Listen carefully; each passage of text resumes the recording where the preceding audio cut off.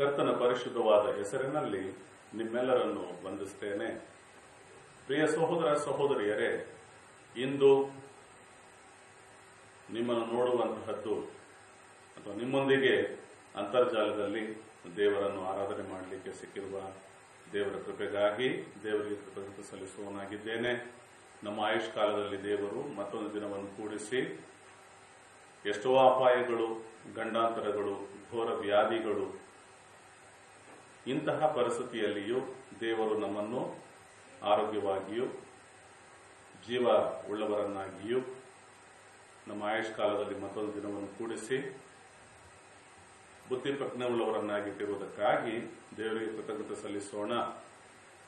ನಾವು ಈ ಉಪವಾಸ ಪ್ರಾರ್ಥನೆಯಲ್ಲಿ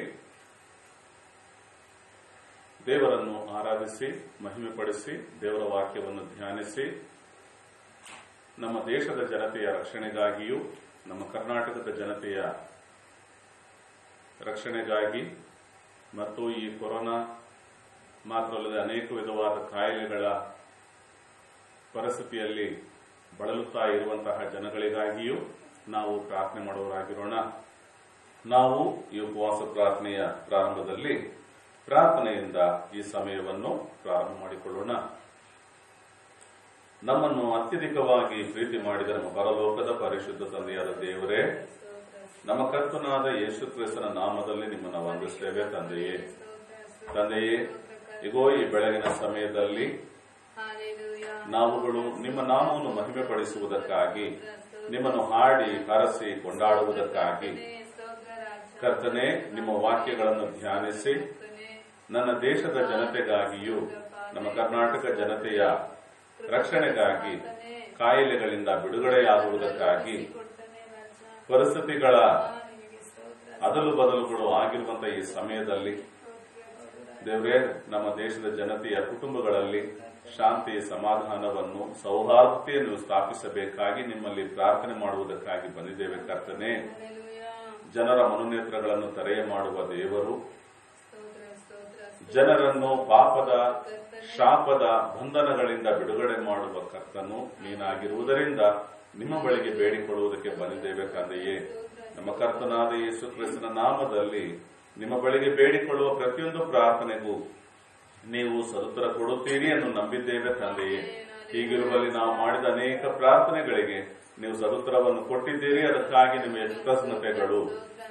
ಮುಂದೆಯೂ ನಾವು ಮಾಡುವ ಎಲ್ಲಾ ಪ್ರಾರ್ಥನೆಗಳಿಗೂ, ಮನವಿಗಳಿಗೂ, ವಿಜ್ಞಾಪನೆಗಳಿಗೂ ನೀವು ಖಂಡಿತವಾಗಿಯೂ ನಮಗೆ ಸದುತ್ತರವನ್ನು ಸಕಾಲದಲ್ಲಿ ಕೊಡುವ ದೇವರಾಗಿದ್ದೀರಿ ಎಂಬುದನ್ನು ನಂಬುವವರಾಗಿ ಈ ಒಂದು ಉಪವಾಸ ಪ್ರಾರ್ಥನೆಗೆ ಸೇರಿ ಬಂದಿರುವಾಗ ಪವಿತ್ರಾತ್ಮ ದೇವರು ತಾನೇ ನಮಗೆ ಸಹಾಯ ಮಾಡಿ, ನಮಗೆ ಏಕ ಮನಸ್ಸನ್ನು ಕೊಟ್ಟು ಏಕ ಚಿತ್ತಾರ್ಥತೆ ಉಳ್ಳವರಾಗಿ ಆರಾಧನೆ ಮಾಡಿ ನಮಗೆ ಸಹಾಯ ಮಾಡಬೇಕಾಗಿ ಬೇಡಿಕೊಳ್ತಿದ್ದೇವೆ. ಕರ್ತನೆ, ನೀವು ತಾನೇ ಈ ಸಮಯವನ್ನು ಪೂರ್ಣವಾಗಿ ಜವಾಬ್ದಾರಿ ವಹಿಸಿ ಈ ಒಂದು ಉಪವಾಸ ಪ್ರಾರ್ಥನೆಯಲ್ಲಿ ನಮ್ಮನ್ನು ದಾರಿ ನಡೆಸಬೇಕಾಗಿ ನಮ್ಮ ಕರ್ತನು ಮುದ್ದು ಒಡೆಯನೂ ಆಗಿರುವ ಯೇಸು ಕ್ರಿಸ್ತನ ಮುಖಾಂತರ ಎಲ್ಲವನ್ನು ಬೇಡಿ ಹೊಂದಿದ್ದೇವೆ ನಮ್ಮ ಪರಿಶುದ್ಧ ತಂದೆ. ಆಮೆನ್. ಪ್ರಿಯ ಸಹೋದರ ಸಹೋದರಿಯರೇ, ಕೆಲವು ಹಾಡುಗಳ ಮೂಲಕವಾಗಿ ದೇವರು ನಾಮವನ್ನು ಮಹಿಮೆಪಡಿಸೋಣ. ಮಹಿಮೆಯ ಅರಸನೆ ನಿನ್ನ ಆತ್ಮದಿ ಆರಾಧಿಸುವೆ, ಪರಲೋಕ ರಾಜನೇ ನಿನ್ನ ನಿತ್ಯದಿ ಆರಾಧಿಸುವೆ ಎಂಬ ಹಾಡನ್ನು ಹಾಡುವುದರ ಮೂಲಕ ನಮ್ಮ ಕರ್ತನಾದ ಯೇಸು ಕ್ರಿಸ್ತನನ್ನು, ತಂದೆಯಾದ ದೇವರನ್ನು, ಪವಿತ್ರಾತ್ಮನಾದ ನಮ್ಮ ಒಳ್ಳೆಯ ಆದರಿತನನ್ನು ಸ್ತುತಿಸಿ ಮಹಿಮೆಪಡಿಸೋಣ.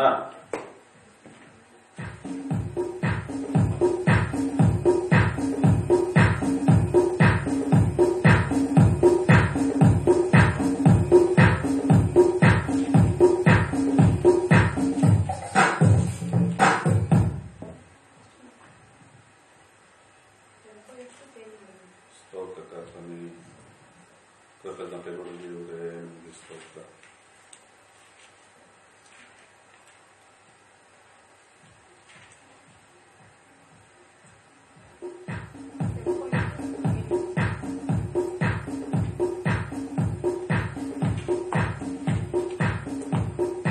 ಮಹಿಮೆಯ ಅರಸನೇ ನಿನ್ನ ಆತ್ಮದಿ ಆರಾಧಿಸುವೆ, ಪರಲೋಕ ರಾಜನೇ ನಿನ್ನ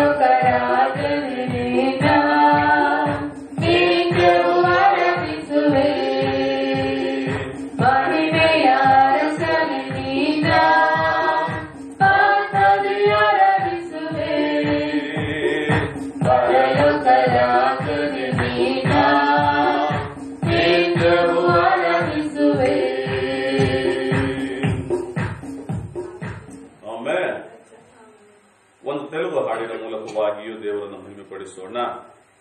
మహోన్నతుడా నీ కృపలో నేను నివసించుట, నా జీవితం ధన్యతై ఉన్నది ಎಂಬ ಹಾಡನ್ನು ಹಾಡಿ, ಮಹೋನ್ನತನಾದ ದೇವರ ಕೃಪೆ ಇರುವುದರಿಂದ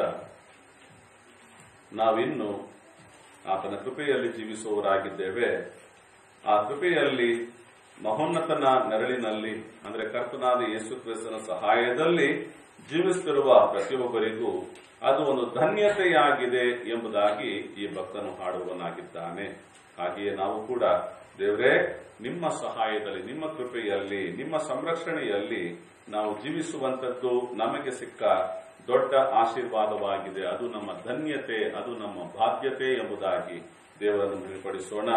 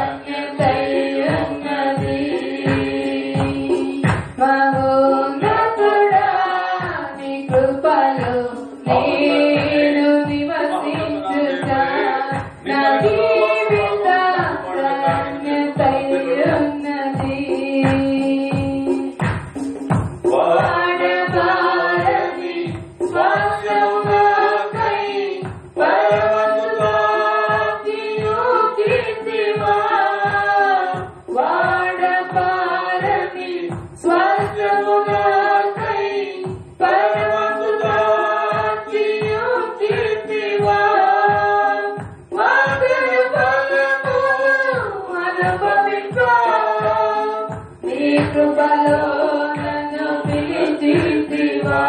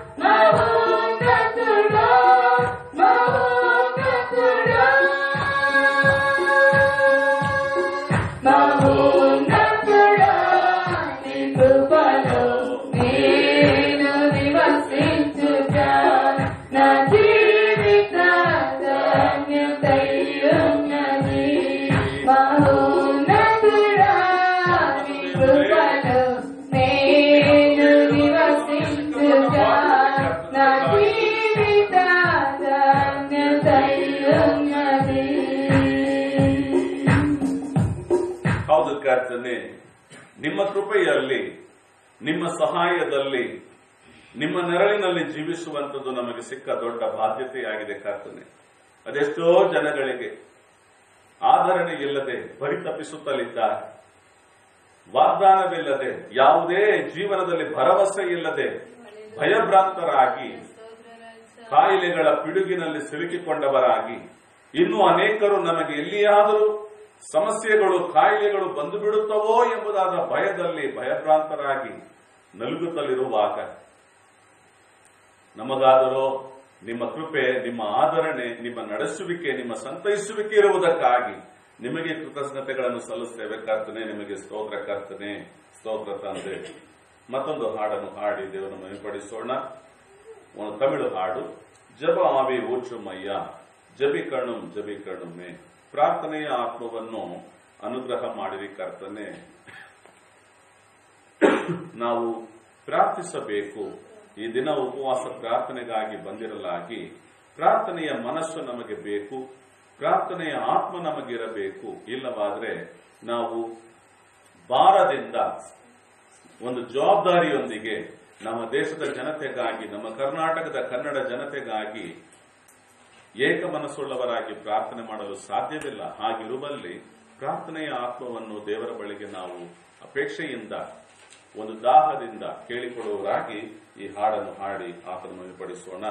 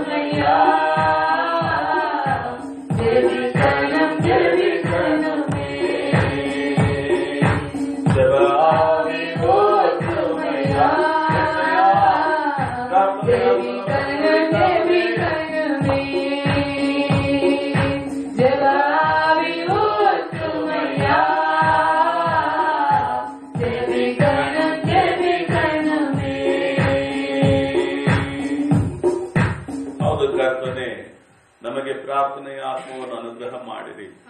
ನಾವು ನಮ್ಮ ದೇಶದ ಜನತೆಗಾಗಿ ಪ್ರಾರ್ಥಿಸಬೇಕಾಗಿ ಪವಿತ್ರಾತ್ಮ ದೇವರೇ, ತಂದೆಯಾದ ದೇವರಿಗೆ ಮೆಚ್ಚುಗೆಯಾಗುವ ರೀತಿಯಲ್ಲಿ, ಕರ್ತನಾದ ಯೇಸು ಕ್ರಿಸ್ತನಿಗೆ ಪ್ರಿಯವಾದ ರೀತಿಯಲ್ಲಿ ನಮ್ಮ ದೇಶದ ಜನತೆಗಾಗಿಯೂ ನಮ್ಮ ಕರ್ನಾಟಕದ ಕನ್ನಡ ಜನತೆಯ ರಕ್ಷಣೆಗಾಗಿಯೂ ನಾವು ಪ್ರಾರ್ಥನೆ ಮಾಡಲಿಕ್ಕೆ ಬೇಕಾಗುವ ಸಹಾಯವನ್ನು ಪವಿತ್ರಾತ್ಮನೇ ನಮಗೆ ಅನುಗ್ರಹ ಮಾಡಿರಿ.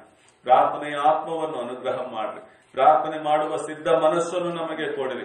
ಪ್ರಾರ್ಥನೆ ಮಾಡಲಿಕ್ಕೆ ನಮಗೆ ಏಕ ಚಿತ್ತಾಗ್ರತೆಯನ್ನು ಕೊಡಿರಿ, ಏಕ ಮನಸ್ಸನ್ನು ಕೊಡಿರಿ. ಕರ್ತನೇ ಸ್ತೋತ್ರ. ಪವಿತ್ರಾತ್ಮನೇ, ಪವಿತ್ರಾತ್ಮನೇ, ನಾವು ನಮ್ಮ ದೇಶದ ಜನತೆಯು ಕಷ್ಟಗಳಲ್ಲಿಯೂ ಕಾಯಿಲೆಗಳಲ್ಲಿಯೂ ಮರಣಕರವಾದಂತಹ ರೋಗಗಳಲ್ಲಿಯೂ ಸಿಲುಕಿಕೊಂಡಿರುವ ಈ ವೇಳೆ ಅದೆಷ್ಟೋ ಕುಟುಂಬಗಳು ಕಣ್ಣೀರಿನಲ್ಲಿ ಕೈ ತೊಳೆಯುವವರಾಗಿದ್ದಾರೆ.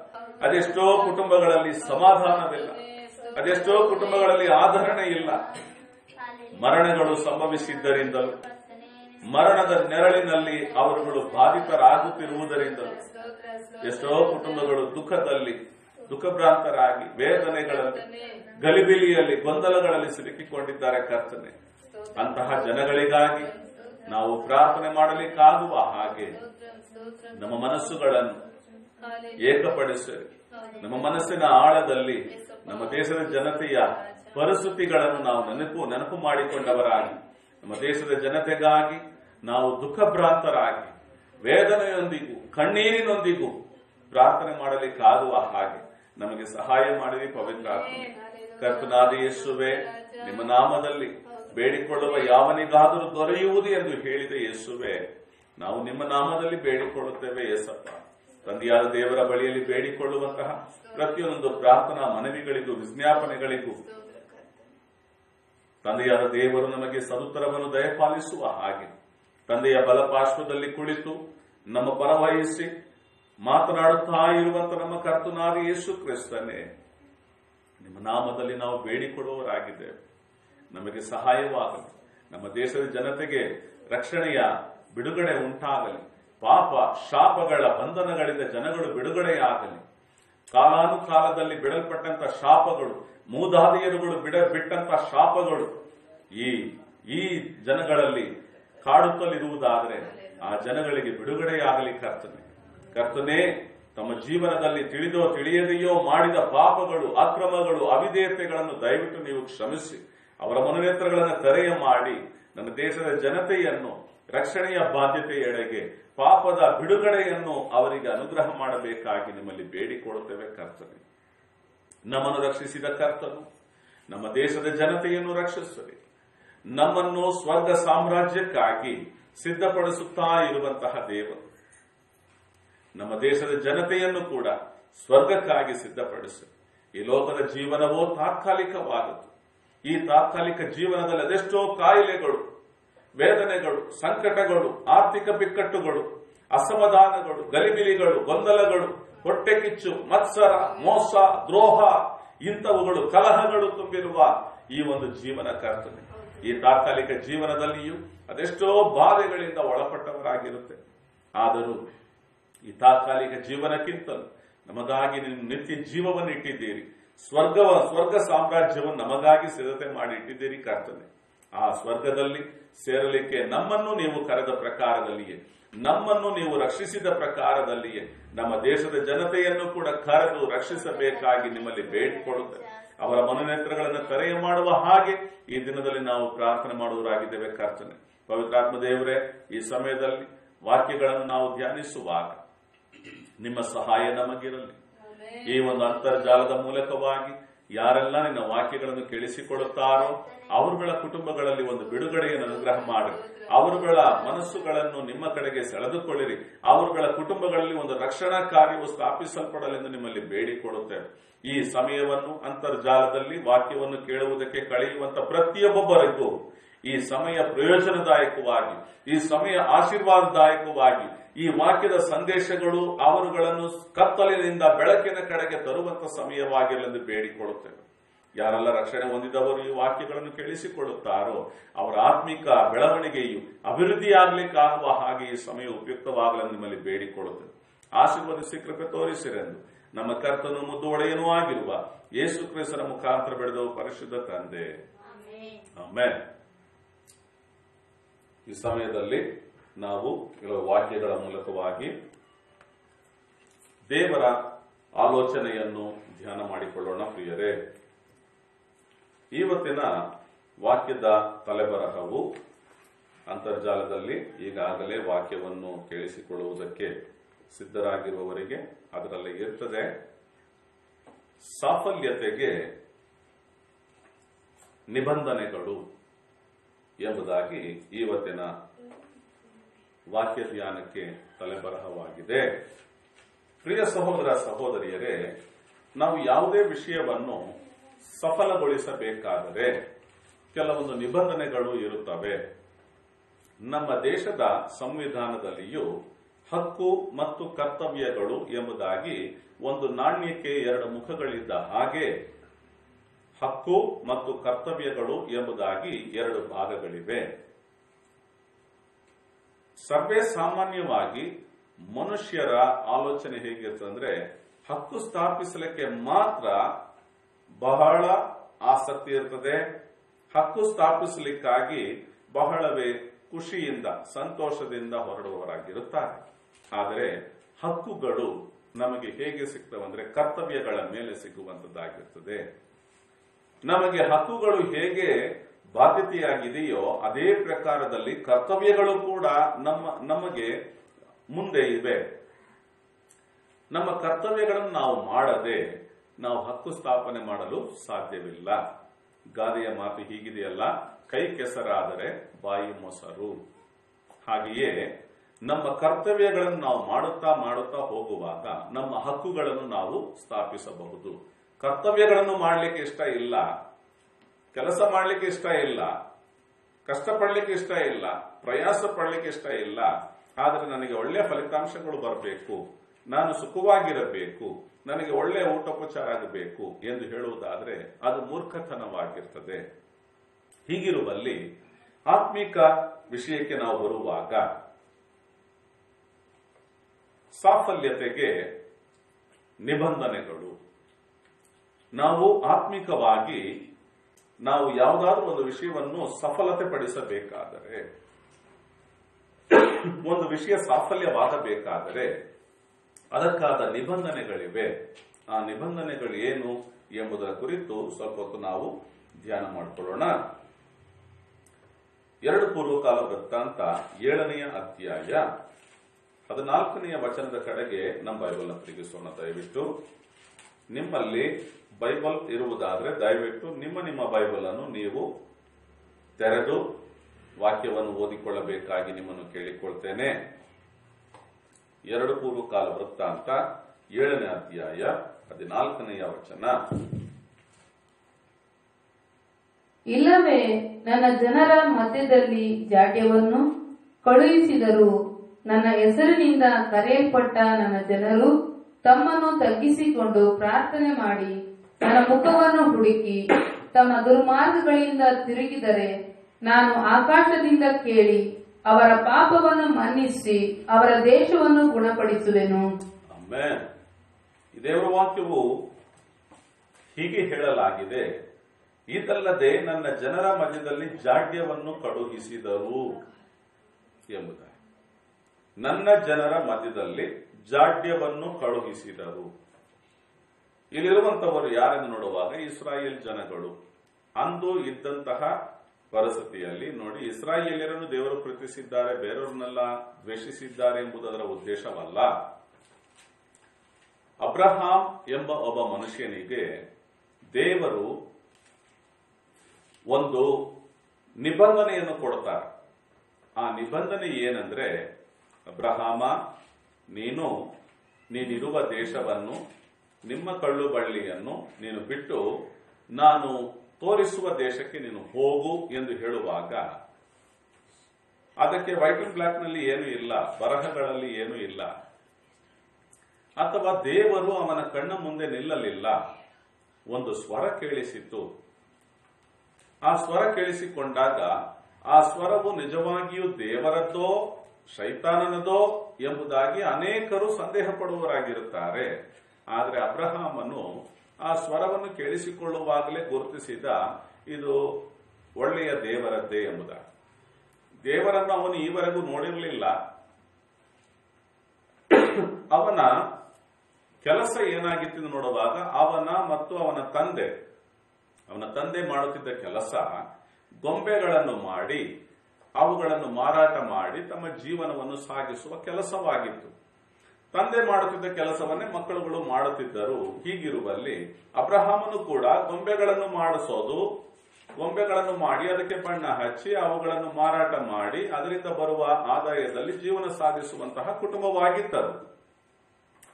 ಹೀಗಿರುವಲ್ಲಿ ಅನೇಕರು ಇವರುಗಳು ಮಾಡಿದಂತಹ ಗೊಂಬೆಗಳನ್ನು ತೆಗೆದುಕೊಂಡು ಹೋಗಿ ಆ ಗೊಂಬೆಗಳನ್ನು ಇಟ್ಟು ಅವುಗಳಿಗೆ ಪೂಜೆ ಪುನಸ್ಕಾರಗಳನ್ನು ಮಾಡುವವರಾಗಿ ತಮ್ಮ ದಿನಗಳಲ್ಲಿ ಆ ಒಂದು ಗೊಂಬೆಗಳಿಗೆ ಭಯ ಭಕ್ತಿಯಿಂದ ನಡುಗುತ್ತಾ ಪೂಜೆಗಳನ್ನು ಮಾಡುವವರಾಗಿದ್ದರು. ಅವನಿಗೆ ಏನು ಗೊತ್ತಿತ್ತಂದ್ರೆ, ದೇವರಂದ್ರೆ ಏನಂತ ಗೊತ್ತಿತ್ತಂದ್ರೆ ಈ ಗೊಂಬೆಗಳೇ ದೇವರುಗಳು ಎಂಬುದಾಗಿ ಅವನಿಗೆ ಗೊತ್ತಿತ್ತು. ಒಂದು ಸಮಯವಾಗುವಾಗ ದೇವರ ಸ್ವರ ಅವನಿಗೆ ಕೇಳಿಸ್ತದೆ. ಅಂದ್ರೆ ಅವನ ಒಳಗೊಂದು ಪ್ರಶ್ನೆ ಕೂಡ ಇದೆ, ನಾವು ತಯಾರಿಸಿದ ಗೊಂಬೆ ನಮಗೆ ಹೇಗೆ ದೇವರಾಗಿರ್ಲಿಕ್ಕೆ ಸಾಧ್ಯ? ಒಂದು ಗೊಂಬೆಯನ್ನು ತಯಾರಿಸುವುದಾದ್ರೆ ಮಣ್ಣಿನ ಗೊಂಬೆಯಾದ್ರೆ ಅದನ್ನು ಜೇಡಿ ಮಣ್ಣನ್ನು ಕಾಲಲ್ಲಿ ಚೆನ್ನಾಗಿ ತೊಳೆದು ಅದನ್ನು ನಯವಾಗಿ ಅದನ್ನು ಹದ ಮಾಡಿ ಅದರಲ್ಲಿ ಯಾವುದೇ ಕಲ್ಲುಗಳು ಹುರುಕುಗಳಿಲ್ಲದ ಹಾಗೆ ಎಲ್ಲವನ್ನು ತೆಗೆದು ಚೆನ್ನಾಗಿ ಹದವಾಗಿ ಅದನ್ನು ನಯ ಮಾಡಿ ನಂತರದಲ್ಲಿ ಅದರಲ್ಲಿ ಗೊಂಬೆ ಮಾಡತಕ್ಕದ್ದು. ನಾನು ತುಳಿದು, ನಾನು ನೀರು ಹೊಯ್ದು ತುಳಿದು ನಾನು ಹದ ಮಾಡಿ ನನ್ನ ಕೈಯಿಂದ ಮಾಡಿದ ಗೊಂಬೆ ಈಗ ನನಗೆ ದೇವರಾಗಿ ನನ್ನನ್ನು ಆಶೀರ್ವದಿಸಲಿಕ್ಕೆ ಹೇಗೆ ಸಾಧ್ಯ ಎಂಬ ಪ್ರಶ್ನೆ ಅವನ ಒಳಗೆ. ಒಂದು ಮರದ ಗೊಂಬೆಯಾದ್ರೆ ಕಟ್ಟಿಗೆಯ ತುಂಡನ್ನು ತೆಗೆದು ಕಾಲಲ್ಲಿ ತುಳುಕೊಂಡು ಕೆತ್ತನೆಗಾರನು ಅದನ್ನು ಕೆತ್ತುತ್ತಾನೆ. ಕಾಲಲ್ಲಿ ತುಳುಕೊಂಡೇ ಕೆತ್ತಬೇಕು. ತಾನು ಕೆತ್ತಿದ ಗೊಂಬೆ ತನಗೆ ದೇವರಾಗಿ ತನ್ನನ್ನು ಆಶೀರ್ವದಿಸಲಿಕ್ಕೆ ಹೇಗೆ ಸಾಧ್ಯ ಎಂಬುದಾದ ಪ್ರಶ್ನೆ. ಹೀಗಿರುವಲ್ಲಿ ಅಬ್ರಹಾಮನ ಕುಟುಂಬದ ಕೈಗಾರಿಕೆ ಏನಾಗಿತ್ತಂದ್ರೆ ಅವರು ಗೊಂಬೆಗಳನ್ನು ಮಾಡಿ ಅದನ್ನು ಮಾರಾಟ ಮಾಡಿ ಜೀವನ ಮಾಡುವಂಥದ್ದು ಅವರ ಕೈಗಾರಿಕೆಯಾಗಿತ್ತು. ಹೀಗಿರುವಲ್ಲಿ ಅವನ ಒಳಗೆ ಒಂದು ಪ್ರಶ್ನೆ ಕೂಡ ಇದ್ದಿರಬಹುದೇನಾ? ದೇವರ ಸ್ವರ ಒಂದು ದಿನ ಅವನಿಗೆ ಒಂದು ಸ್ವರ ಕೇಳ್ತದೆ. ಆ ಸ್ವರ ಏನು ಹೇಳ್ತದಂದ್ರೆ, ನೀನು ನಿನ್ನ ಸ್ವದೇಶವನ್ನು ಸ್ವಜನರನ್ನು ಬಿಟ್ಟು ನಾನು ತೋರಿಸುವ ದೇಶಕ್ಕೆ ಹೋಗು, ನಾನು ನಿನ್ನನ್ನು ಆಶೀರ್ವದಿಸ್ತೇನೆ ಎಂಬುದಾಗಿ. ಈ ಸ್ವರವನ್ನು ಕೇಳಿಸಿಕೊಂಡಾಗ ಅವನಿಗೆ ಅರಿವಾಗ್ತಾ ಇದೆ, ದೇವರನ್ನು ಕಾಣಲಿಲ್ಲ ಈವರೆಗೆ. ದೇವರ ಸ್ವರ ಅಂದ್ರೆ ಅದು ಹೇಗಿರ್ತದೆ ಎಂಬುದನ್ನು ಕೂಡ ಗೊತ್ತಿರಲಿಲ್ಲ ಅಬ್ರಹಾಂ ಎಂಬುವನಿಗೆ. ಅವನ ಹೆಸರು ಅಬ್ರಹಾಂ ಅಲ್ಲ, ಮೊದಲಿಗೆ ಅಬ್ರಾಮ್, ರಾಮ್ ಅವನ ಹೆಸರು. ಅಂದ್ರೆ ಅಬ್ರಾಮ್ ಅಂತ ಹೇಳುವಾಗ ಅದು ಇಬ್ರಿಯ ಭಾಷೆಯ ಹೆಸರು. ಅಬ್ ಎಂದರೆ ಅಪ್ಪ ಎಂದರ್ಥ ಇಬ್ರಿಯ ಭಾಷೆಯಲ್ಲಿ. ರಾಮ್ ಅಂತ ಹೇಳಿದ್ರೆ ಬುದ್ಧಿವಂತ ಎಂಬುದಾಗಿ ಅದರ ಅರ್ಥ. ಹಾಗಿರುವಲ್ಲಿ ಅವನ ಹೆಸರು ಏನಾಗಿತ್ತಂದ್ರೆ, ಅವನ ತಂದೆಯಾಗಿರುವ ತೆರಹನು ಅವನಿಗೆ ಏನೆಂದು ಹೆಸರಿಟ್ಟಿದ್ದನಂದ್ರೆ ಬುದ್ಧಿವಂತ ತಂದೆ ಎಂಬುದಾಗಿ ಅವನಿಗೆ ಹೆಸರಿಟ್ಟಿದ್ದನು. ಒಬ್ಬ ತಂದೆ ಮಗನಿಗೆ ಹೆಸರಿಟ್ಟಿದ್ದಾನೆ ಬುದ್ಧಿವಂತ ತಂದೆ. ಈ ರಾಮ್ ಎಂಬವನು, ಈ ಅಬ್ರಾಮ್ ಎಂಬವನು ಒಂದು ಸ್ವರವನ್ನು ಕೇಳಿಸಿಕೊಳ್ಳುವಾಗ ನಿಜವಾಗಿಯೂ ಇದು ನಮ್ಮನ್ನು ಸೃಷ್ಟಿ ಮಾಡಿದ ದೇವರದ್ದೇ ಇರಬೇಕು ಎಂಬುದಾಗಿ ಅವನು ನಂಬಿದನು. ಯಾಕೆಂದ್ರೆ ಆ ಸ್ವರದಲ್ಲಿ ಆ ಸೌಮ್ಯತೆ ಇತ್ತು, ಆ ಸ್ಪಷ್ಟತೆ ಇತ್ತು, ಆ ದೃಢತೆ ಇತ್ತು. ಆ ಸ್ವರದಲ್ಲಿ ಅಂತಹ ಒಂದು ಆಜ್ಞೆಯನ್ನು ಹೇಳುವಂತಹ ದೇವರ ಸ್ವರವಾದಂತಹ ಒಂದು ಸೌಜನ್ಯತೆ ಅದರಲ್ಲಿತ್ತು. ಗಲಿಬಿಲಿ ಗೊಂದಲಗಳನ್ನು ತರುವ ಸ್ವರವಾಗಿರಲಿಲ್ಲ. ಅದು ದೃಢವಾದ ಸ್ವರವಾಗಿತ್ತು. ಅದು ನಂಬಿದನು, ಇದು ದೇವರ ಸ್ವರವೇ ಎಂಬುದಾಗಿ ನಂಬಿದನು. ನಂಬಿ ಸ್ವದೇಶವನ್ನು ಸ್ವಜನರನ್ನು ಬಿಟ್ಟು ದೇವರು ನಡೆಸಿದ ಹಾಗೆ ಪ್ರಯಾಣ ಮಾಡುತ್ತಾನೆ. ಪ್ರಯಾಣ ಮಾಡಿ ಕಾನಾನ್ ದೇಶವನ್ನು ಹೋಗಿ ಸೇರ್ತಾನೆ. ತನ್ನ ಮಾತನ್ನು ಕೇಳಿ ಕಾನಾನ್ ದೇಶವನ್ನು ಬಂದು ಸೇರಿದ ಆ ಅಬ್ರಾಮನಿಗೆ ದೇವರು ತನ್ನ ಮಾತನ್ನು ಕೇಳಿದ್ದರಿಂದ ಅವನಿಗೆ ಅಬ್ರಹಾಂ ಎಂಬುದಾಗಿ ದೇವರು ಹೆಸರನ್ನು ಹೇಳುತ್ತಾರೆ. ಇನ್ನು ಮುಂದೆ ನೀನು ಅಬ್ರಾಮ್ ಎಂದು ಕರೆಯಲ್ಪಡದೆ ಅಬ್ರಹಾಂ ಎಂದು ಕರೆಯಲ್ಪಡುವಿ ಎಂದು ದೇವರವನಿಗೆ ಒಂದು ಆಶೀರ್ವಾದವನ್ನು ಕೊಡುತ್ತಾರೆ. ಅವನ ಹೆಸರಿನಲ್ಲಿ ಏನನ್ನು ಬದಲಾವಣೆ ಮಾಡಿದ್ದಾರೆ ಅಂತ ಹೇಳಿದ್ರೆ, ಅಬ್ ಎಂಬುದು ಹಾಗೆ ಇದೆ. ಅವನನ್ನು ಪಡೆದಂತ ತಂದೆ ತಾಯಿಗಳು ಏನು ತೀರ್ಮಾನ ಮಾಡಿ ಹೆಸರಿಟ್ಟಿದ್ದಾರೋ ಆ ಹೆಸರು ಹಾಗೆ ಇದೆ. ರಾಮ್ ಎಂಬುದನ್ನು ರಹಾಂ ಎಂಬುದಾಗಿ ಬದಲಾವಣೆ ಮಾಡ್ತಾರೆ. ಆ ಬದಲಾವಣೆ ಏನಾಗಿದೆ ಅಂದ್ರೆ, ಬುದ್ಧಿವಂತ ಅನ್ನೋದಕ್ಕಿಂತ ಇನ್ನೂ ಒಂದು ಮೆಟ್ಟಿಲು ಹೆಚ್ಚುವರಿಯಾದಂತಹ ಒಂದು ಆಶೀರ್ವಾದದಾಯಕ ಹೆಸರಾಗಿದೆ. ರಹಾಂ ಎಂದು ಹೇಳಿದ್ರೆ ದಯೆ ಎಂಬುದಾಗಿ ಅರ್ಥ. ಈ ರಹಾಂ ಎಂಬುದು ಯಾವ ರೀತಿಯಾದ ದಯೆ ಅಂದ್ರೆ, ನೋಡಿ, ಇಬ್ರಿಯ ಭಾಷೆಯಲ್ಲಿ ಒಂದು ಪದಕ್ಕೆ 4-5 ಅರ್ಥಗಳು ಕೊಡುತ್ತವೆ. ಹೀಗಿರುವಲ್ಲಿ ದೇವರು ಅವನನ್ನು ಆಶೀರ್ವದಿಸುವಾಗ ನೀನು ಜನಾಂಗಗಳಿಗೆ ತಂದೆಯಾಗಿರುವಿ ಎಂದು ಹೇಳಿದರು. ಆ ಹೆಸರನ್ನು ರಹಾಂ ಎಂದಾಗಿ ಮಾಡಿದ ತಕ್ಷಣದಲ್ಲೇ ಹೇಳ್ತಾರೆ, ನೀನು ಜನಾಂಗಗಳಿಗೆ ತಂದೆಯಾಗಿರುವಿ. ಆ ಸಂದರ್ಭಕ್ಕೆ ಆ ಪದವನ್ನು ನಾವು ಅಂಟಿಸುವುದಾದ್ರೆ, ರಹಾಂ ಎಂಬುದಾಗಿ ಇಬ್ರಿಯ ಭಾಷೆಯಲ್ಲಿ ಗರ್ಭಕ್ಕೂ ರಹಾಂ ಎಂಬುದಾಗಿ ಹೇಳ್ತಾರೆ, ದಯೆಗೂ ರಹಾಂ ಎಂಬುದಾಗಿ ಹೇಳ್ತಾರೆ. ಅಂದ್ರೆ ಮೆರ್ಸಿ ಎಂಬುದಾಗಿ ಏನು ಇಂಗ್ಲಿಷ್ ನಲ್ಲಿ ಹೇಳುತ್ತೇವೋ ಅದನ್ನು ರಹಾಂ ಎಂಬುದಾಗಿ ಇಬ್ರಿಯ ಭಾಷೆಯಲ್ಲಿ ಹೇಳ್ತಾರೆ.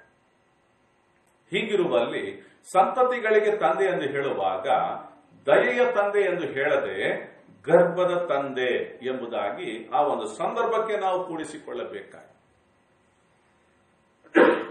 ಗರ್ಭದ ತಂದೆ ಅಂದ್ರೆ ತಂದೆಗೆ ಗರ್ಭ ಇರ್ತದ ಅಂತ ನೋಡಿದ್ರೆ ತಂದೆಗೆ ಗರ್ಭ ಇರೋದಿಲ್ಲ. ಅಂದ್ರೆ ಸಂತತಿ ಸಂತಾನಗಳಿಗೆ ಇವನೇ ತಂದೆಯಾಗಿದೆ. ಸಂತಾನಗಳಿಗೆ ಹಲವು ಸಂತಾನ. ಆ ಸಮಯದಲ್ಲಿ ದೇವರು ಆ ವಾಗ್ದಾನ ಮಾಡುವಾಗ ಅವನಿಗೆ ಮದುವೆಯಾಗಿದೆ. ಮದುವೆಯಾಗಿ ಹಲವು ವರ್ಷಗಳು ದಾಟಿವೆ, ಆದ್ರೆ ಮಕ್ಕಳಿರಲಿಲ್ಲ, ಮಕ್ಕಳೇ ಇಲ್ಲ.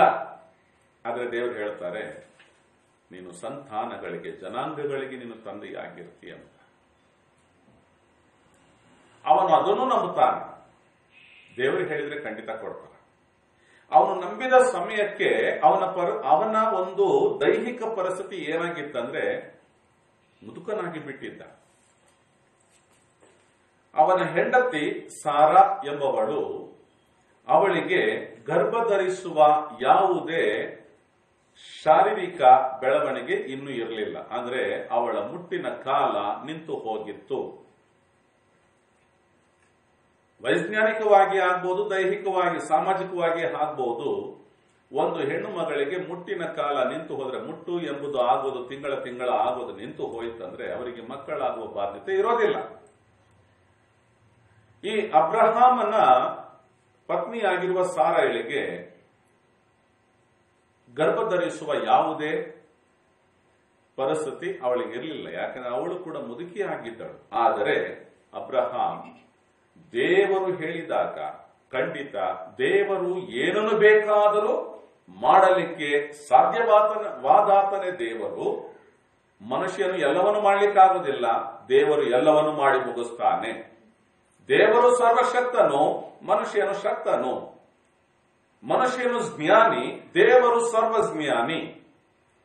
ದೇವರು ಎಲ್ಲವನ್ನು ಮಾಡಿ ಮುಗಿಸಲು ಶಕ್ತನಾಗಿರುವ ಆತನು, ಮನುಷ್ಯನು ತನ್ನ ಕೈಯಿಂದ ಆದದ್ದನ್ನು ಮಾತ್ರ ಮಾಡಿ ಮುಗಿಸಲಿಕ್ಕೆ ಸಾಧ್ಯವಾದವನು ಎಂಬುದರ ಸ್ಪಷ್ಟ ತಿಳುವಳಿಕೆಯನ್ನು ಅಬ್ರಹಾಮನು ಹೊಂದಿಕೊಂಡಿದ್ದ. ಹೀಗಿರುವಲ್ಲಿ ದೇವರು ಆ ಮಾತನ್ನು ಹೇಳುವಾಗ ಅದನ್ನು ಕೂಡ ನಂಬಿದ್ದ. ಹೀಗಿರುವಲ್ಲಿ ದೇವರು ಅಬ್ರಹಾಮನು ದೇವರ ಮೇಲೆ ಇಟ್ಟಂತಹ ನಂಬಿಕೆಗೆ ಅನುಗುಣವಾಗಿ ಅವನನ್ನು ಆಶೀರ್ವದಿಸಿ ಅವನಿಗೆ ಹೇಳ್ತಾರೆ, ನಿನ್ನ ನಂಬಿಕೆ ನಾನು ಮೆಚ್ಚಿದ್ದೇನೆ, ಆದ್ದರಿಂದ ನಿನ್ನ ಜನಾಂಗಗಳನ್ನು, ನಿನ್ನ ಜಾತಿ ಜನಾಂಗಗಳನ್ನು, ಸಂತತಿ ಸಂತಾನಗಳನ್ನು ನಾನು ಆಶೀರ್ವದಿಸ್ತೇನೆಂಬುದಾಗಿ ವಾಗ್ದಾನ ಮಾಡಿದ್ದಾರೆ. ಹೀಗೆ ವಾಗ್ದಾನ ಮಾಡಲ್ಪಟ್ಟಂತಹ ಸಂತತಿಯಲ್ಲಿ ಹುಟ್ಟಿದವರೇ ಇಸ್ರಾಯೇಲ್ಯರು.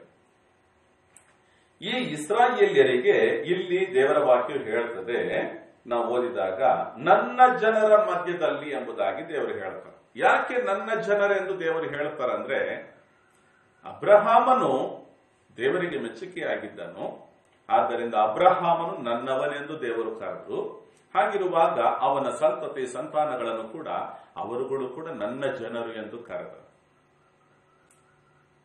ಪ್ರಿಯ ಸಹೋದರ ಸಹೋದರಿಯರೇ, ದೇವರು ನೋಡಿ ಆತನು ಮಹಿಮೆಗಳ ಒಡೆಯನು, ದೇವರು ಕಣ್ಣಿಗೆ ಕಾಣದಿರುವ ಅದೃಶ್ಯನಾದ ಆತನು.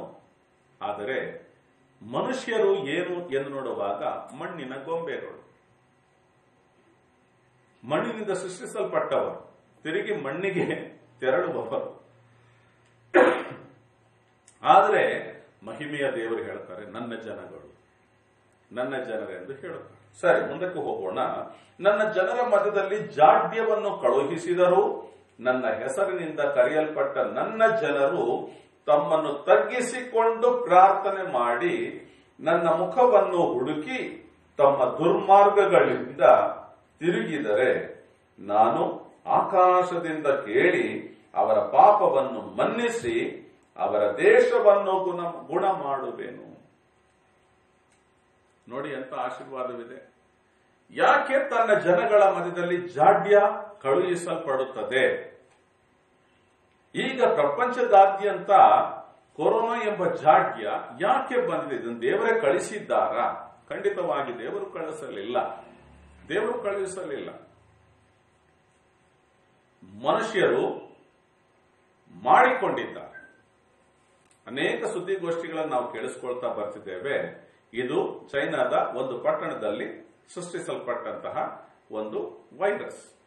ಸರಿ, ಇದು ಪ್ರಪಂಚದಾದ್ಯಂತ ಹಬ್ಬಿ ಹೋಗಿದೆ. ಇದೊಂದು ದೊಡ್ಡ ಜಾಡ್ಯವಾಗ್ಬಿಟ್ಟಿದೆ, ಇದೊಂದು ದೊಡ್ಡ ಪಿಡುಗಾಗ್ಬಿಟ್ಟಿದೆ. ನಮ್ಮ ಭಾರತ ದೇಶದ ಪರಿಸ್ಥಿತಿಗೆ ನೋಡಿಕೊಳ್ಳುವಾಗ ಇದು ಹೆಚ್ಚು ಕಡಿಮೆ ಡಿಸೆಂಬರ್ ತಿಂಗಳವರೆಗೆ ಕೂಡ ಮುಂದುವರಿಯಬಹುದು. ಇದರಿಂದ ಏನೇನು ಅನಾಹುತ ಆಗುತ್ತದೋ ಎಂಬುದಾಗಿ ಅನೇಕ ಜನಗಳು ಭಯಭ್ರಾಂತರಾಗಿದ್ದಾರೆ, ಗಲಿಬಿಲಿಗೆ ಒಳಗಾಗಿದ್ದಾರೆ. ಮದ್ದು ಕಂಡುಹಿಡಿದಾಯಿತು ಅಂತ ಒಂದು ಪಂಗಡದವರು ಹೇಳ್ತಾರೆ, ಇನ್ನೊಂದು ಪಂಗಡದವರು ಆಗ್ಲಿಲ್ಲ ಅಂತ. ಸರಿ, ಸ್ಪಷ್ಟವಾಗಿ ಮದ್ದು ಕಂಡುಹಿಡಿದಿದ್ದಾದ್ರೆ ಬಂದು ಯಾರಿಗಾದ್ರೂ ಮದ್ದು ಮಾಡಿ ಅದು ಸರಿ ಆಗ್ತಾ ಇದೆ ಅಂತ ನೋಡಿದ್ರೆ ಅದು ಕೂಡ ಪ್ರತೀತಿಯಲ್ಲಿ ಇಲ್ಲ.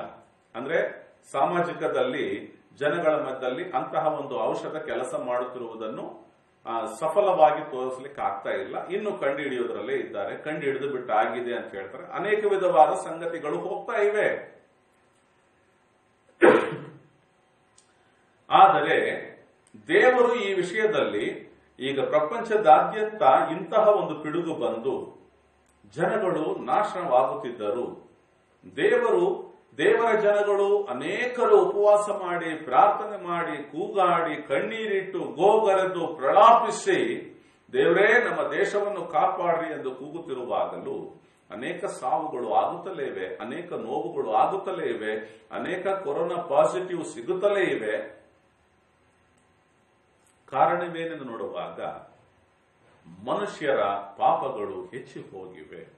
ಇದು ನಮ್ಮ ದೇಶ ಅಂತಲ್ಲ, ಇಡೀ ಪ್ರಪಂಚದಲ್ಲಿಯೇ ಪಾಪದ ಬೆಳವಣಿಗೆ ಹೆಚ್ಚಿ ಹೋದ್ದರಿಂದ ಇಲ್ಲಿ ನೋಡಿ ನನ್ನ ಜನಗಳು ಎಂದು ದೇವರು ಹೇಳುತ್ತಾರೆ. ಆ ಜನಗಳಲ್ಲಿ ಏನು ಕೊರತೆ ಇದೆ ಅಂದ್ರೆ ತಮ್ಮನ್ನು ತಗ್ಗಿಸಿಕೊಳ್ಳದೆ ನಿಗ್ರಹಿಸುವಂತಹ ಕೊರತೆ. ಅಂದ್ರೆ ತಮ್ಮನ್ನು ದೇವರ ಮುಂದೆ ಹೋಗುವಾಗ ನಾನು ಎಂದು ಮಾತನಾಡದೆ ನಮ್ಮನ್ನು ತಗ್ಗಿಸಿಕೊಳ್ಳಬೇಕೆಂಬುದನ್ನು ಈ ವಾಕ್ಯದಲ್ಲಿ ದೇವರು ಎದುರು ನೋಡುತ್ತಾರೆ.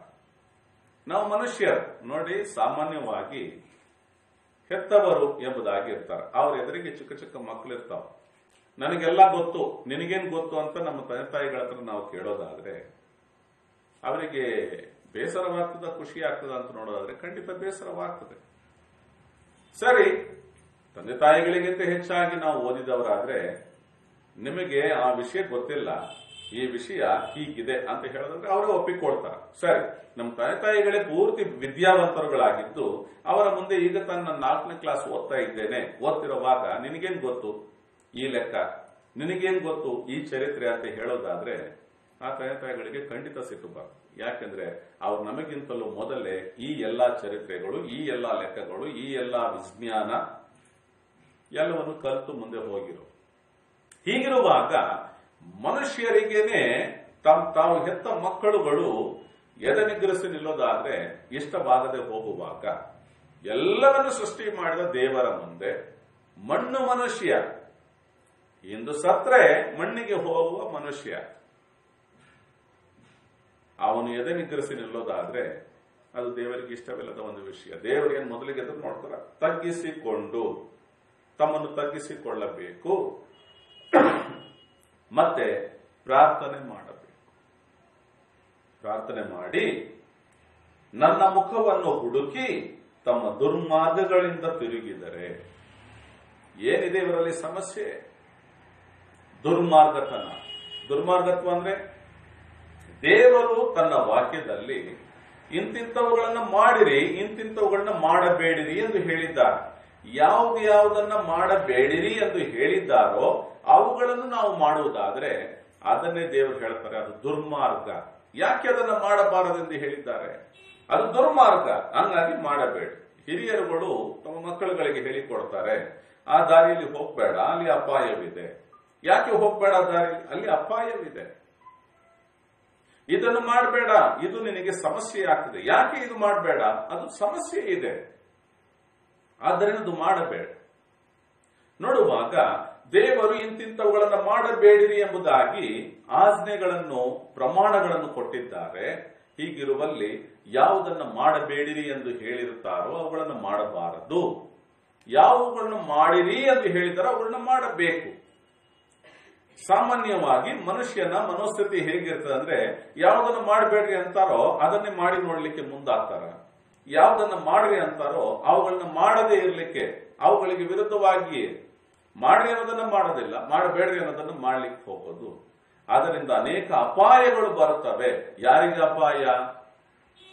ಆಜ್ಞೆ ಕೊಟ್ಟವರಿಗೆ ಅಪಾಯವಲ್ಲ, ಆ ಆಜ್ಞೆಗೆ ವಿರುದ್ಧವಾಗಿ ನಡೆದವರಿಗೆ ಅಪಾಯ. ಹಾಗಾದ್ರೆ ದೇವರು ನಮ್ಮ ಒಳಿತಿಗಾಗಿ, ಅಂದ್ರೆ ತನ್ನ ಜನರ ಒಳಿತಿಗಾಗಿ ದೇವರು ಆಜ್ಞೆಗಳನ್ನು, ಪ್ರಮಾಣಗಳನ್ನು ಕೊಟ್ಟಿದ್ದಾರೆ. ನಮ್ಮ ದೇಶದಲ್ಲಿ ಸಂವಿಧಾನ ಯಾಕೆ ರಚಿಸಲಾಯಿತು ಎಂದು ನೋಡೋದಾದ್ರೆ ದೇಶದ ಆಡಳಿತವು, ದೇಶದ ಜನತೆಯು, ದೇಶದ ಪ್ರಕೃತಿಯು, ದೇಶದ ಜನತೆಯ ಜನಜೀವನವು ಶಾಂತಿ, ಸಮಾಧಾನ, ಸೌಹಾರ್ದತೆಯಿಂದ ನಡೆಯುವುದಕ್ಕಾಗಿ ದೇಶಕ್ಕೆ ಸಂವಿಧಾನ ರಚಿಸಲ್ಪಟ್ಟಿದೆ. ದೇಶದ ಜನ ಸಮಾಧಾನವಾಗಿದ್ದಾರೆ, ಆ ಸಮಾಧಾನವನ್ನು ಕೆಡಿಸುವುದಕ್ಕಾಗಿ ಸಂವಿಧಾನವಲ್ಲ. ಸಂವಿಧಾನ ಇರುವಂತದ್ದೇ ದೇಶ ಗೊಂದಲಗಳಲ್ಲಿ ಯಾರಾದರೂ ಆಗುವುದಾದರೂ ಅವರನ್ನ ಸಮಾಧಾನ ಪಡಿಸಿ ಅವರ ಜನಜೀವನ ಶಾಂತಿ ಸಮಾಧಾನದಲ್ಲಿ ನಡೆಯಲೆಂದು. ಹಾಗೆಯೇ ಭೂಪರಲೋಕಗಳ ಒಡೆಯನಾಗಿರುವ ದೇವರು ಸಕಲ ಮಾನವ ಕೋಟಿಗೆ ಈ ಪವಿತ್ರ ಬೈಬಲ್ ಎಂಬ ಪುಸ್ತಕವನ್ನು ಒಂದು ಸಂವಿಧಾನವಾಗಿ ಕೊಟ್ಟಿದ್ದ. ಈ ಸಂವಿಧಾನವನ್ನು ಪರಿಪಾಲನೆ ಮಾಡುವವರ ವೈಯಕ್ತಿಕ ಜೀವನ, ಕೌಟುಂಬಿಕ ಜೀವನ, ಸಾಮಾಜಿಕ ಜೀವನ ಖಂಡಿತವಾಗಿಯೂ ಶಾಂತಿ, ಸಮಾಧಾನ, ಸೌಹಾರ್ದತೆಯಲ್ಲಿಯೇ ಇರುತ್ತದೆ. ಇದನ್ನು ಪರಿಪಾಲನೆ ಮಾಡದೆ ಅನೇಕರು ಕ್ರೈಸ್ತರೆಂದು ಹೇಳಿಕೊಳ್ಳುವ ಕ್ರೈಸ್ತರಿದ್ದಾರೆ. ಅವರ ಜೀವನ ಸಮಾಧಾನವಾಗಿಲ್ಲ, ಸಮಾಧಾನವಾಗಿರೋದಿಲ್ಲ. ಇಲ್ಲಿ ಮಾತ್ರವಲ್ಲ, ನಿತ್ಯದಲ್ಲಿಯೂ ಅವರು ಸಮಾಧಾನವಾಗಿರಲಾರರು. ಕ್ರೈಸ್ತರೆಂದು ಹೇಳಿಕೊಳ್ಳುವವರಾಗಿ ನಾವಿರದೆ ಕ್ರೈಸ್ತರಾಗಿ ನಾವಿರಬೇಕು. ಅಂದ್ರೆ ಕ್ರಿಸ್ತನನ್ನು ಹಿಂಬಾಲಿಸುತ್ತೇನೆಂದು ಹೇಳಿಕೊಳ್ಳುವವನಾಗಿ ನಾನಿಲ್ಲದೆ ಕ್ರೈಸ್ತನನ್ನು ಹಿಂಬಾಲಿಸುವವನಾಗಿ ನಾನಿರಬೇಕು. ಅಂದ್ರೆ ಕ್ರಿಯೆಯಲ್ಲಿ ಹಾಗೆ ಇರಬೇಕು. ನಾವು ಬಾಯಲ್ಲಿ ಹೇಳಿಕೊಳ್ಳುವವರಾಗಿರಬಾರ್ದು, ಕ್ರಿಯೆಯಲ್ಲಿ ಇರುವವರಾಗಿರಬೇಕು. ಹೀಗಿರುವಲ್ಲಿ ದೇವರ ನಿಬಂಧನೆ ಇದೆ. ಒಂದು, ನಿನ್ನ ಜೀವನದಲ್ಲಿ ಬರುತ್ತಿರುವ ಜಾಡ್ಯಗಳು ನಿನ್ನನ್ನು ಬಿಟ್ಟು ತೊಲಗಬೇಕಾದರೆ ಇನ್ನು ಶಾಂತಿಯಾಗಿರಬೇಕಾದರೆ ನಿನ್ನ ಕುಟುಂಬ ಜೀವನ, ನಿನ್ನ ವೈಯಕ್ತಿಕ ಜೀವನ ಸಮಾಧಾನವಾಗಿ ಸೌಹಾರ್ದತೆಯಾಗಿ ಹೋಗಬೇಕಾದರೆ ನಿನಗೆ ಒಂದು ನಿಬಂಧನೆ ಇದೆ. ಆ ನಿಬಂಧನೆ ಏನೆಂದರೆ ತಮ್ಮನ್ನು ತಗ್ಗಿಸಿಕೊಳ್ಳಬೇಕು, ನೀನು ತಗ್ಗಿಸಿಕೊಳ್ಳಬೇಕು, ಪ್ರಾರ್ಥನೆ ಮಾಡಬೇಕು, ದೇವರ ಮುಖವನ್ನು ಹುಡುಕಬೇಕು, ದುರ್ಮಾರ್ಗಗಳಿಂದ ತಿರುಗಿಕೊಳ್ಳಬೇಕು. ಈ 4 ನಿಬಂಧನೆಗಳಿವೆ. ನಿನ್ನ ಜಾಡ್ಯ ನಿನ್ನನ್ನು ಬಿಟ್ಟು ಹೋಗಬೇಕು. ದೇವರು ಹೇಳುತ್ತಾರೆ, ಯಾರ ಮುಖವನ್ನು ನೋಡಬೇಕು? ಯಾವ ದೇವರ? ನನ್ನ ಮುಖವನ್ನು ಹುಡುಕಿ. ದೇವರು ಹೇಳ್ತಾರೆ, ನನ್ನ ಮುಖವನ್ನು ಹುಡುಕಬೇಕೆಂದು ದೇವರು ಹೇಳ್ತಾರೆ.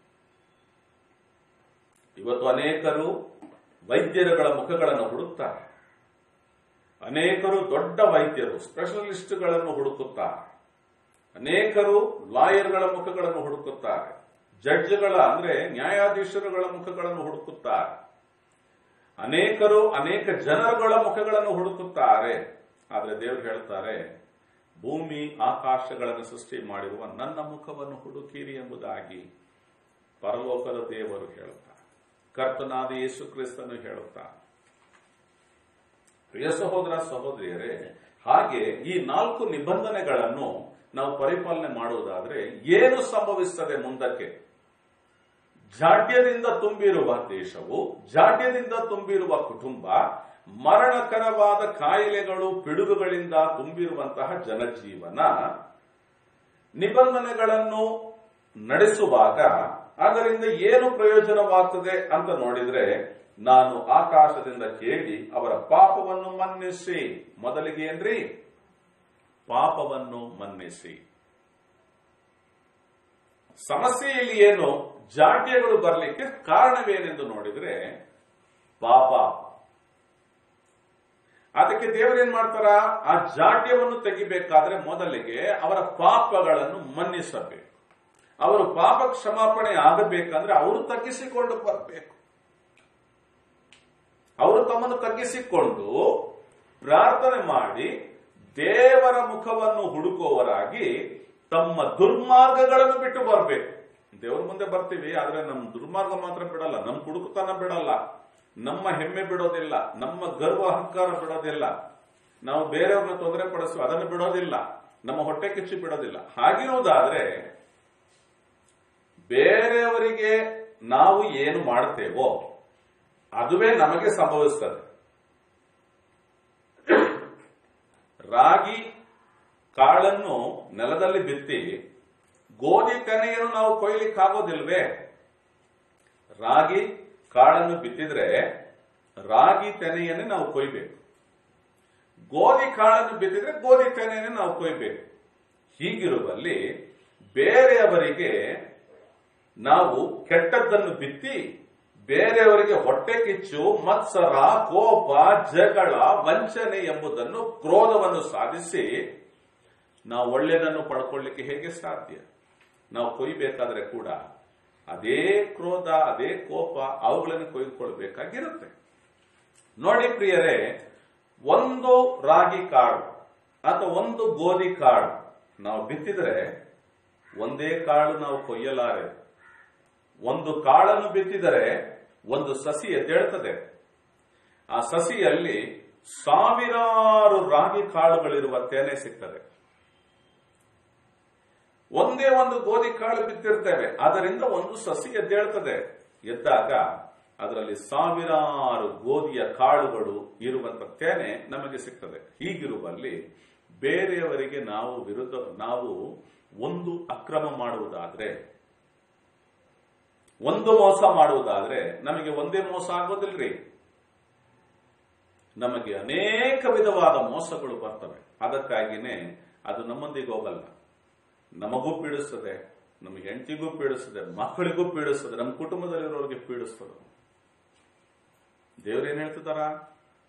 ಜಾಡ್ಯ ದೇವರ ಜನಗಳ, ಮತ್ತೆ ದೇವರು ಹೇಳ್ತಾರೆ ನನ್ನ ಹೆಸರಿನಿಂದ ಕರೆಯಲ್ಪಡುವವರು. ಅಲ್ಲಿ ವಾಕ್ಯದಲ್ಲಿದೆ ನೋಡ್ರಿ, ನನ್ನ ಹೆಸರಿನಿಂದ ಕರೆಯಲ್ಪಟ್ಟ ನನ್ನ ಜನರು. ದೇವರ ಹೆಸರಿನಿಂದಲೇ ಕರೆಯಲ್ಪಟ್ಟಿದ್ದಾರೆ, ಅವರು ದೇವರ ಜನಗಳೇ ಹೌದು. ಆದರೆ ಅವರನ್ನು ಜಾಡ್ಯವು ಪೀಡಿಸ್ತಾ ಇದೆ. ದೇವರು ಹೇಳ್ತಾರೆ ತಮ್ಮನ್ನು ತಗ್ಗಿಸಿಕೊಂಡು ಪ್ರಾರ್ಥನೆ ಮಾಡಿ ನನ್ನ ಮುಖವನ್ನು ಹುಡುಕಿ ತಮ್ಮ ದುರ್ಮಾರ್ಗಗಳಿಂದ ತಿರುಗಿದರೆ,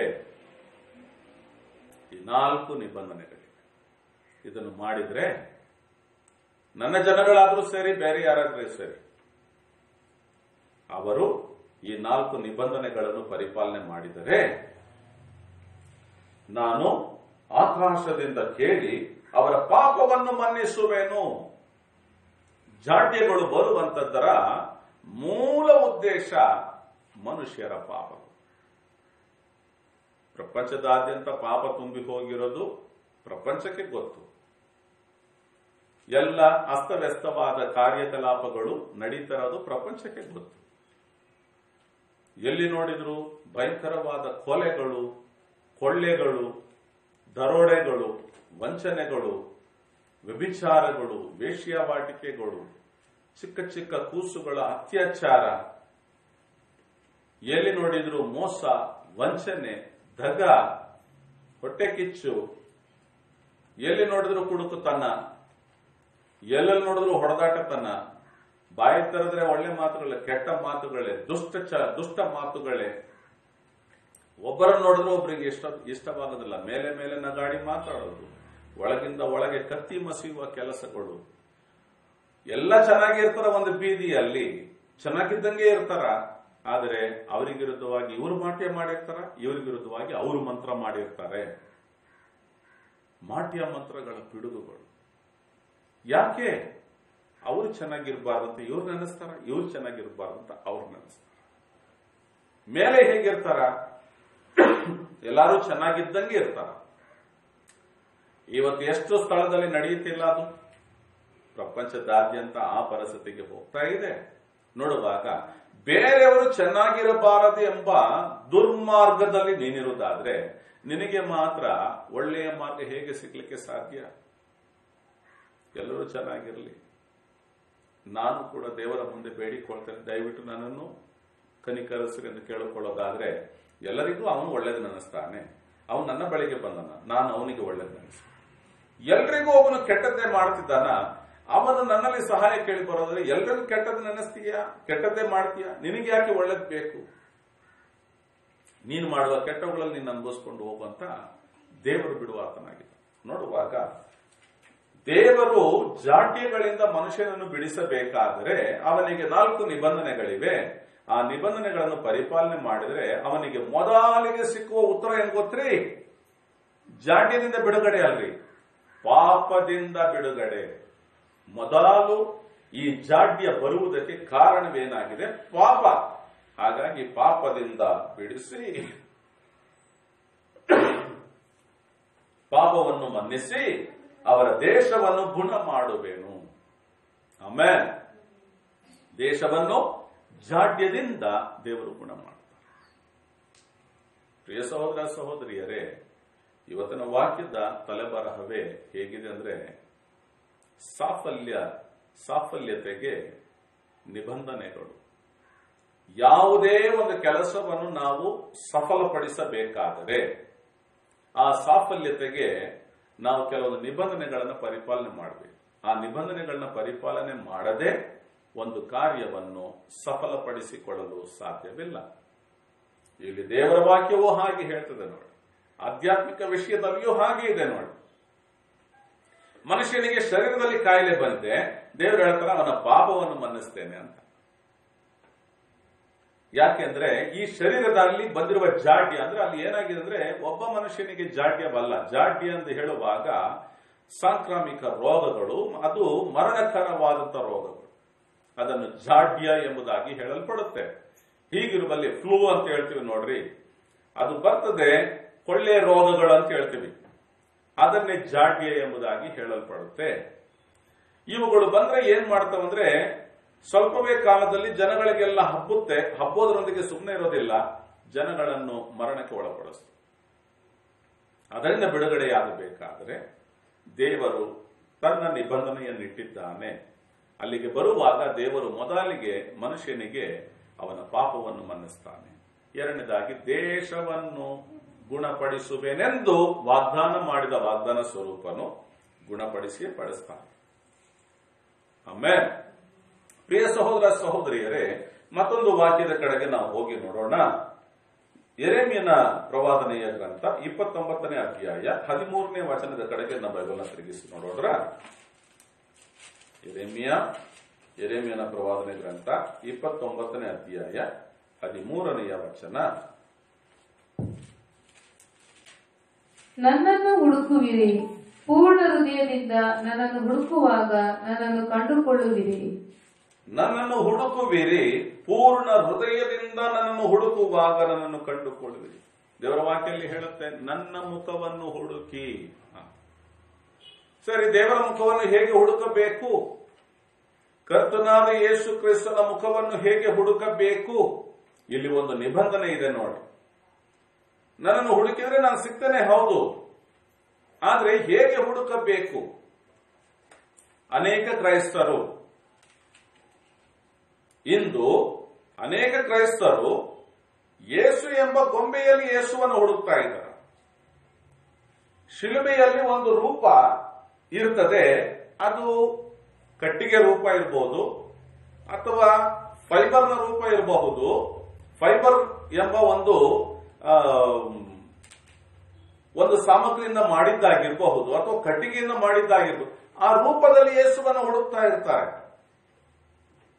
ಅಥವಾ ಮಣ್ಣಿನಿಂದ ಮಾಡಿದ್ದಾಗಿರ್ಬೋದು, ಪ್ಲಾಸ್ಟಿಕ್ನಿಂದ ಮಾಡಿದ್ದಾಗಿರಬಹುದು, ಅದರಲ್ಲಿ ಯೇಸುವನ್ನು ಹುಡುಕ್ತಾ ಇದ್ದಾರೆ.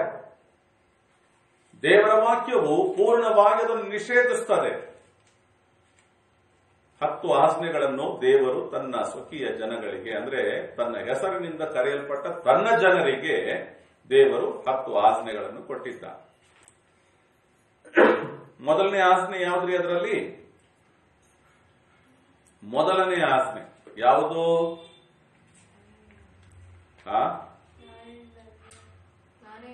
ನಾನೇ ನಿನ್ನ ದೇವರು, ನನ್ನ ಹೊರತಾಗಿ ನಿನಗೆ ಬೇರೆ ದೇವರುಗಳು ಇರಬಾರದು. ದೇವರು ಹೇಳಿದರು. ಎರಡನೇ ಆಜ್ಞೆ, ಆಕಾಶದಲ್ಲಿ ಆಗಲಿ ಭೂಮಿಯಲ್ಲಾಗಲಿ ಸಮುದ್ರದಲ್ಲಿಂದಾಗಲಿ ಯಾವುದೇ ವಿಗ್ರಹವನ್ನು ಮಾಡಿಕೊಳ್ಳಬಾರದು, ಅದಕ್ಕೆ ಅಡ್ಡ ಬೀಳಲು ಬಾರದು. ಆಕಾಶದಲ್ಲಿ ಸೂರ್ಯ ಚಂದ್ರ ನಕ್ಷತ್ರಗಳನ್ನಾಗಲಿ, ಭೂಮಿಯ ಮೇಲಿರುವಂತಹ ಮರ ಗಿಡ ಕಲ್ಲು ಮಣ್ಣು ಇವುಗಳಿಂದಾಗಲಿ, ಅಥವಾ ಜಲಚರ ಎಂದು ಹೇಳುವಾಗ ಸಮುದ್ರದಲ್ಲಿರುವಂತಹ ಮೀನುಗಳು, ಅಥವಾ ಸಮುದ್ರದಲ್ಲಿ ಕೆಲವಾರು ಜನಗಳು ಹೇಳ್ತಾರೆ ಸಮುದ್ರ ದೇವತೆ ಇದೆ, ನದಿ ದೇವತೆ ಇದೆ, ಕುಳ ದೇವತೆ ಇದೆ ಅಂತ ಹೇಳ್ಕೊಂತಿರ್ತಾರ. ಜಲಚರಗಳಿಂದಾಗಲಿ ಯಾವುದು ವಿಗ್ರಹ ಮಾಡಿಕೊಳ್ಬಾರ್ದು, ಯಾವುದು ಗೊಂಬೆ ಮಾಡ್ಕೋಬಾರ್ದು. ಮತ್ತೆ ಅವುಗಳಿಗೆ ಅಡ್ಡ ಬೀಳಲು ಬಾರದು, ಅಂದ್ರೆ ಅವುಗಳನ್ನು ಪೂಜಿಸಬಾರದು. ದೇವರು ಹೇಳಿದ್ದಾರೆ, ತನ್ನ ಹೆಸರಿನಿಂದ ಕರೆಯಲ್ಪಟ್ಟ ತನ್ನ ಜನರಿಗೆ ಹೇಳಿದ್ದಾರೆ ಇವುಗಳನ್ನು ಮಾಡಬಾರದು. ಹಾಗಾದ್ರೆ ದೇವರ ಮುಖವನ್ನು ಹೇಗೆ ಹುಡುಕಬೇಕು? ಅನೇಕ ಕ್ರೈಸ್ತರು ಗೊಂಬೆಗಳಲ್ಲಿ ಹುಡುಕ್ತಾ ಇದ್ದಾರೆ. ಯೇಸು ಪ್ರಕಟವಾಗಲಾರ. ಅನೇಕ ಕ್ರೈಸ್ತರು ಆಕಾಶವನ್ನೇ ನೋಡಿಕೊಂಡು ಆಕಾಶದಲ್ಲಿರುವಂತಹ ಸೂರ್ಯನಲ್ಲಿ ಕೂಡ ಯೇಸುವನ್ನು ಹುಡುಕುವರಾಗಿರ್ತಾರೆ. ಅನೇಕ ಕ್ರೈಸ್ತರು ಮಣ್ಣು ಗೊಂಬೆಗಳಲ್ಲಿ, ಕಟ್ಟಿಗೆ ಗೊಂಬೆಗಳಲ್ಲಿ, ಪ್ಲಾಸ್ಟಿಕ್ ಗೊಂಬೆಗಳಲ್ಲಿ ಯೇಸುವನ್ನು ಹುಡುಕುತ್ತಾ ಇದ್ದಾರೆ. ಯಾರೇ ಆಗಿರಲಿ, ಯಾವುದೇ ಜನಗಳಿರಲಿ, ಗೊಂಬೆಗಳಲ್ಲಿ ದೇವರನ್ನು ಹುಡುಕಿದ್ರೆ ದೇವರು ಪ್ರಕಟವಾಗಲ್ಲ. ಗೊಂಬೆಗಳಲ್ಲಿ ಅಲ್ಲ, ದೇವರ ಮುಖವನ್ನು ಹುಡುಕೋದು. ದೇವರ ಮುಖ ಗೊಂಬೆಯಲ್ಲಿ ಇರ್ತದ್ರ? ಖಂಡಿತವಾಗಿರಲ್ಲ. ದೇವರ ವಾಕ್ಯಲ್ಲಿ ಹೇಳ್ತದೆ ನೋಡಿ, ನನ್ನನ್ನು ಹುಡುಕುವಿರಿ, ಪೂರ್ಣ ಹೃದಯದಿಂದ ನನ್ನನ್ನು ಹುಡುಕುವಾಗ ನನ್ನನ್ನು ಕಂಡುಕೊಳ್ಳುವಿರಿ. ದೇವರನ್ನು ಹೇಗೆ ಹುಡುಕಿದ್ರೆ ಕಂಡುಕೊಳ್ಳಲಿಕ್ಕೆ ಸಾಧ್ಯ? ಪೂರ್ಣ ಹೃದಯದಿಂದ ಹುಡುಕಬೇಕು. ನಿಬಂಧನೆಗಳಿವೆ. ದೇವರನ್ನು ಹುಡುಕಿ ಆತನ್ನು ಕಂಡುಕೊಳ್ಳಬೇಕಾದ್ರೆ ಒಂದು ನಿಬಂಧನೆ ಇಲ್ಲಿದೆ. ಅದು ಏನು ನಿಬಂಧನೆ ಅಂದ್ರೆ, ಪೂರ್ಣ ಹೃದಯದಿಂದ ಆತನ್ನು ಹುಡುಕಬೇಕು. ಹುಡುಕಿದ್ರೆ ಖಂಡಿತವಾಗಿ ದೇವರನ್ನ ಕಂಡುಕೊಳ್ತೇವೆ. ಯಾವ ರೀತಿ ಕಂಡುಕೊಳ್ತೇವೆ? ಇಲ್ಲಿ ವಾಕ್ಯ ದೇವರನ್ನು ನೋಡುವಿರಿ ಅಂತ ಹೇಳ್ತಿಲ್ಲ, ದೇವರ ಮುಖ ಕಾಣಿಸ್ತದೆ ಅಂತ ಹೇಳ್ತಿಲ್ಲ, ದೇವರನ್ನು ಕಂಡುಕೊಳ್ಳುವಿರಿ. ದೇವರ ಬಳಿಯಲ್ಲಿ ಏನು ವಿಚಾರಿಸಲಿಕ್ಕೆ ಹೋಗಿರ್ತೇವೋ, ದೇವರ ಬಳಿಯಲ್ಲಿ ಏನು ಸಹಾಯವನ್ನು ಬೇಡಿಕೊಳ್ಳುವುದಕ್ಕೆ ಹೋಗಿರ್ತೇವೋ, ದೇವರಿಂದ ಏನನ್ನು ಹೊಂದಿಕೊಳ್ಳುವುದಕ್ಕೆ ಅಪೇಕ್ಷಿಸಿ ಹೋಗಿರ್ತೇವೋ, ಆ ವಿಷಯದಲ್ಲಿ ದೇವರು ಸಾಫಲ್ಯವನ್ನು ತರುತ್ತಾನೆ. ಆಗ ನಾವು ದೇವರನ್ನ ಕಂಡುಕೊಳ್ಳೋದು, ದೇವರು ಎಷ್ಟು ಒಳ್ಳೆಯವರಲ್ವ. ದೇವರ ಬಳಿಗೆ ಪ್ರಾರ್ಥನೆ ಮಾಡಿದ್ರು, ದೇವರು ನನಗೆ ಸಹಾಯ ಮಾಡಿದರು. ಅವರು ಮಾಡಿದ ಸಹಾಯ ಗೊತ್ತು, ಆದರೆ ಅವರನ್ನು ನಾನು ನೋಡಲಿಲ್ಲ. ಆದರೆ ಅವರು ಮಾಡಿದ ಸಹಾಯದ ನಿಮಿತ್ತವಾಗಿ ಅವರೆಷ್ಟು ಒಳ್ಳೆಯವರು ಎಂಬುದನ್ನು ನಾವು ಕಂಡುಕೊಳ್ತೇವೆ. ನೋಡುವಾಗ ದೇವರ ಮುಖವನ್ನು ಹೇಗೆ ಹುಡುಕ್ಬೇಕ್ರಿ? ಪೂರ್ಣ ಹೃದಯದಿಂದ ಹುಡುಕ್ಬೇಕು. ಹೃದಯದ ಅಂತರಾಳದಿಂದ, ದೇವರೇ ನಿನ್ನ ಮುಂದೆ ಶರಣಾಗತಳಾಗಿ ಬಂದಿದ್ದೇನೆ, ನನ್ನ ತಗ್ಗಿಸಿಕೊಳ್ಳುತ್ತೇನೆ, ನಾನು ನಿಮ್ಮ ಬಳಿಗೆ ಪ್ರಾರ್ಥನೆ ಮಾಡುತ್ತಲಿದ್ದೇನೆ, ನಾನು ನಿಮ್ಮ ಮುಖವನ್ನು ಹುಡುಕಿ ಬಂದಿದ್ದೇನೆ, ನನ್ನ ದುರ್ಮಾರ್ಗಗಳಿಂದ ನನ್ನನ್ನು ಕ್ಷಮಿಸು, ನನ್ನ ಅಪರಾಧಗಳಿಂದ ಕ್ಷಮಿಸು ಎಂಬುದಾಗಿ ಆತನು ಹುಡುಕುವುದಾದ್ರೆ ಖಂಡಿತವಾಗಿ ಆತನನ್ನು ಕಂಡುಕೊಳ್ಳುತ್ತೇವೆ ಎಂಬುದಾಗಿ ದೇವರ ವಾಕ್ಯವು ಹೇಳುತ್ತದೆ.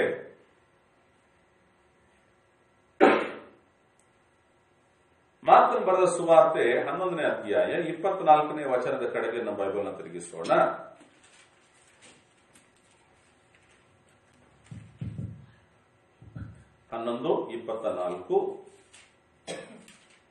ಆದ ಕಾರಣ ನಾನು ನಿಮಗೆ ಹೇಳುವುದೇನೆಂದರೆ, ನೀವು ಪ್ರಾರ್ಥನೆ ಮಾಡುವಾಗ ಯಾವುಗಳನ್ನು ಆಶಿಸುತ್ತೀರೋ ಅವು ನಿಮಗೆ ಸಿಕ್ಕುವುದೆಂದು ನಂಬಿರಿ ಮತ್ತು ಅವುಗಳನ್ನು ನೀವು ಹೊಂದುವಿರಿ.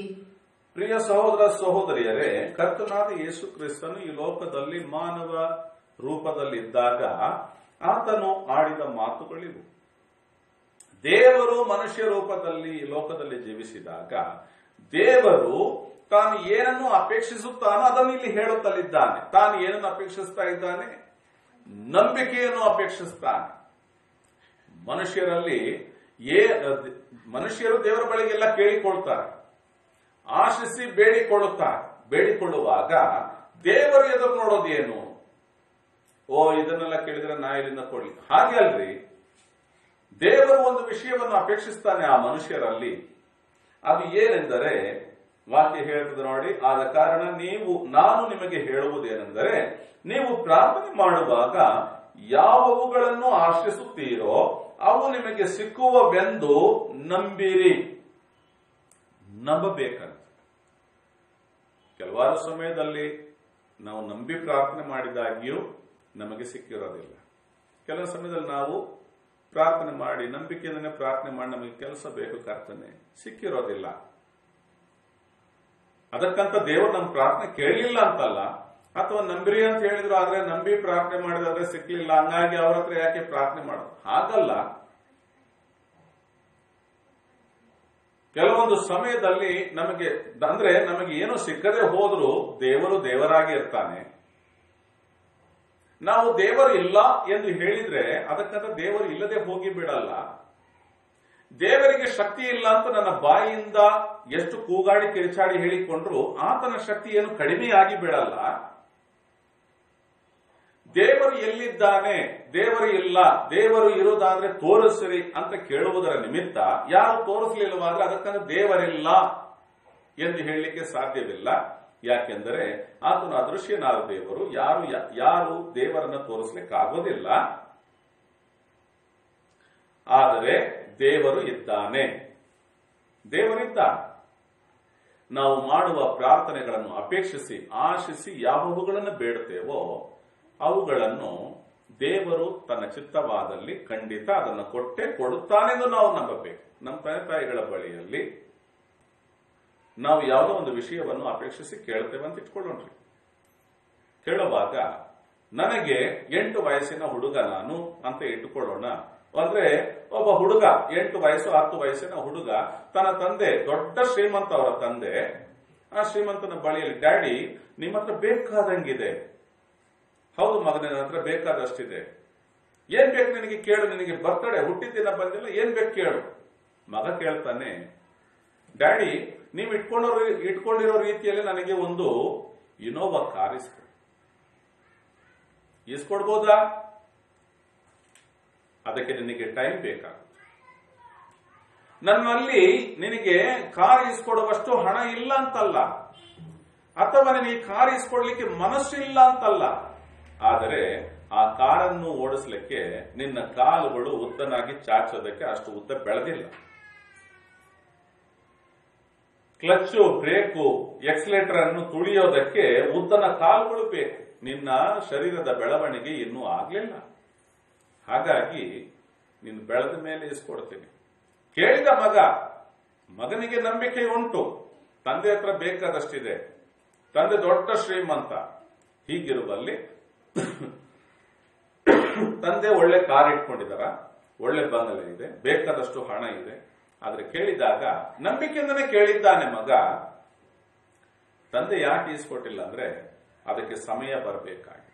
ಸರಿ, ಮಗ ಬೆಳೆದ ಮೇಲೆ ಅವನ ಬುದ್ಧಿ ಬೆಳವಣಿಗೆ, ಅವನ ಶರೀರ ಬೆಳವಣಿಗೆ, ಅವನಿಗೆ ಸಾಮಾಜಿಕ ಬೆಳವಣಿಗೆ ಎಂದು ಬಂದಾಗ ಅವನಿಗೆ ಖಂಡಿತವಾಗಿ ಅವನು ಕಾರನ್ನು ತೆಗೆದುಕೊಡುವನಾಗಿರ್ತಾನೆ. ಹಾಗೆಯೇ ದೇವರು ಕೂಡ ದೇವರ ಬಳಿಗೆ ಕೇಳಿಕೊಳ್ಳುವಾಗ ನಾವು ಅಪೇಕ್ಷಿಸ್ತೇವೆ. ಅನೇಕ ವಿಷಯಗಳನ್ನು ಅಪೇಕ್ಷಿಸಿ ನಾವು ಬೇಡುವಾಗ ಖಂಡಿತವಾಗಿ ಆತನು ನಮಗೆ ಅವುಗಳನ್ನು ಒದಗಿಸಿಕೊಡುತ್ತಾನೆಂದು ನಂಬಿಯೇ ಪ್ರಾರ್ಥನೆ ಮಾಡುತ್ತೇವೆ. ಆ ನಂಬಿಕೆಯಿಂದ ಪ್ರಾರ್ಥನೆ ಮಾಡಲು ಕೆಲವೊಂದು ಸಮಯದಲ್ಲಿ ಕೆಲವು ಪ್ರಾರ್ಥನೆಗಳಿಗೆ ತಕ್ಷಣವೇ ನಮಗೆ ಸದುತ್ತರ ಸಿಗಲಾರದು. ಆದರೂ ನಮ್ಮ ಪ್ರಾರ್ಥನೆ ಲಿಸ್ಟ್ ನಲ್ಲಿ ಇರುತ್ತೆ. ಆ ತಂದೆಯ ಬಳಿಗೆ ಮಗ ಕೇಳಿದ್ದಾನೆ. ಮಗ ಬೆಳೀತಾ ಇದ್ದ ಹಾಗೆ ಒಂದು ಬರ್ತ್ಡೇಗೆ ಹೇಗೋ ಅವನು ಬೆಳೀತಾನೆ. ಒಂದು ನಿರ್ದಿಷ್ಟವಾದ ಗಾತ್ರಕ್ಕೆ ಅವನು ಬೆಳೆದ ಮೇಲೆ, ಅವನ ಬುದ್ಧಿ ತಿಳುವಳಿಕೆ ಬೆಳೆದ ಮೇಲೆ, ಅವನಿಗೆ ಒಂದು ಹುಟ್ಟಿದ ದಿನದಂದು ನಾನೊಂದು ಕಾರ್ ತೆಗೆದುಕೊಟ್ಬಿಟ್ಟೆ. ಒಂದು ಹುಟ್ಟಿದ ದಿನ ಚಿಕ್ಕ ಹುಡುಗನಾಗಿದ್ದ ಕೇಳಿದ, ಆಗ ತೆಗೆದುಕೊಟ್ರೆ ಅದಕ್ಕೆ ಓಡಿಸ್ಲಿಕ್ಕೆ ಆಗಲ್ಲ. ಆದ್ರೆ ಈಗ ಬೆಳೆದಿದ್ದ, ಈಗ ತೆಗೆದುಕೊಡ್ತೀನಿ. ಮಗ ಕೇಳದೇನೆ ತಂದೆ ಸರ್ಪ್ರೈಸ್ ಆಗಿ ಆಶ್ಚರ್ಯಚಕಿತವಾಗುವ ರೀತಿಯಲ್ಲಿ ಅದನ್ನು ತೆಗೆದುಕೊಡ್ಲಿಕ್ಕೆ ಸಾಧ್ಯವಾಗ್ತದೆ. ಹೀಗಿರುವಲ್ಲಿ ಪ್ರಿಯರೇ, ದೇವರು ನಮ್ಮಲ್ಲಿ ಬಯಸೋದೇನೆಂದ್ರೆ ನಂಬಿ ಪ್ರಾರ್ಥಿಸಿ. ನೀವೇನೇನು ಬೇಡಿಕೊಳ್ತೀರೋ ಅವುಗಳು ನಿಮಗೆ ಸಿಕ್ಕುವುದೆಂದು ನಂಬಿರಿ. ನೋಡಿ, ದೇವರ ಮುಖವನ್ನು ಹೇಗೆ ನಾವು ಹುಡುಕಬೇಕಂದ್ರೆ ಪೂರ್ಣ ಹೃದಯದಿಂದ ಹುಡುಕಬೇಕು. ಖಂಡಿತವಾಗಿ ಆತ ನಾವು ಕಂಡುಕೊಳ್ತೇವೆ. ಎರಡನೇದಾಗಿ ನಂಬಿಕೆಯಿಂದ ಬೇಡಿಕೊಳ್ಬೇಕು. ನಂಬಿಕೆಯಿಂದ. ಇವು ನಿಬಂಧನೆಗಳು. ನೀನೇನಾದರೂ ದೇವರಿಂದ ಹೊಂದಿಕೊಳ್ಳಬೇಕೆಂದು ಬಯಸಿದರೆ ದೇವರ ಮೇಲೆ ಪೂರ್ಣವಾದ ನಂಬಿಕೆ ಇಟ್ಟುಕೊಂಡು ನೀನು ಬೇಡುವುದಾದರೆ ಖಂಡಿತವಾಗಿ ದೇವರು ಒದಗಿಸಿಕೊಡ್ತಾನೆ. ಒಂದು ವೇಳೆ ಒದಗಿಸಲಿಕ್ಕೆ ಕಾಲವು ಉದ್ದನೆಯ ಕಾಲವಾದರೂ ಕೂಡ ಖಂಡಿತವಾಗಿ ದೇವರು ಕೊಡುತ್ತಾನೆ. ಆಮೇಲೆ ಮತ್ತೊಂದು ವಾಕ್ಯವನ್ನು ನೋಡ್ಕೊಳ್ಳೋಣ. ಯಾಕೋಬನ ಪತ್ರಿಕೆ 5ನೇ ಅಧ್ಯಾಯ 16ನೇ ವಚನವನ್ನು ನೋಡೋಣ್ರಿ.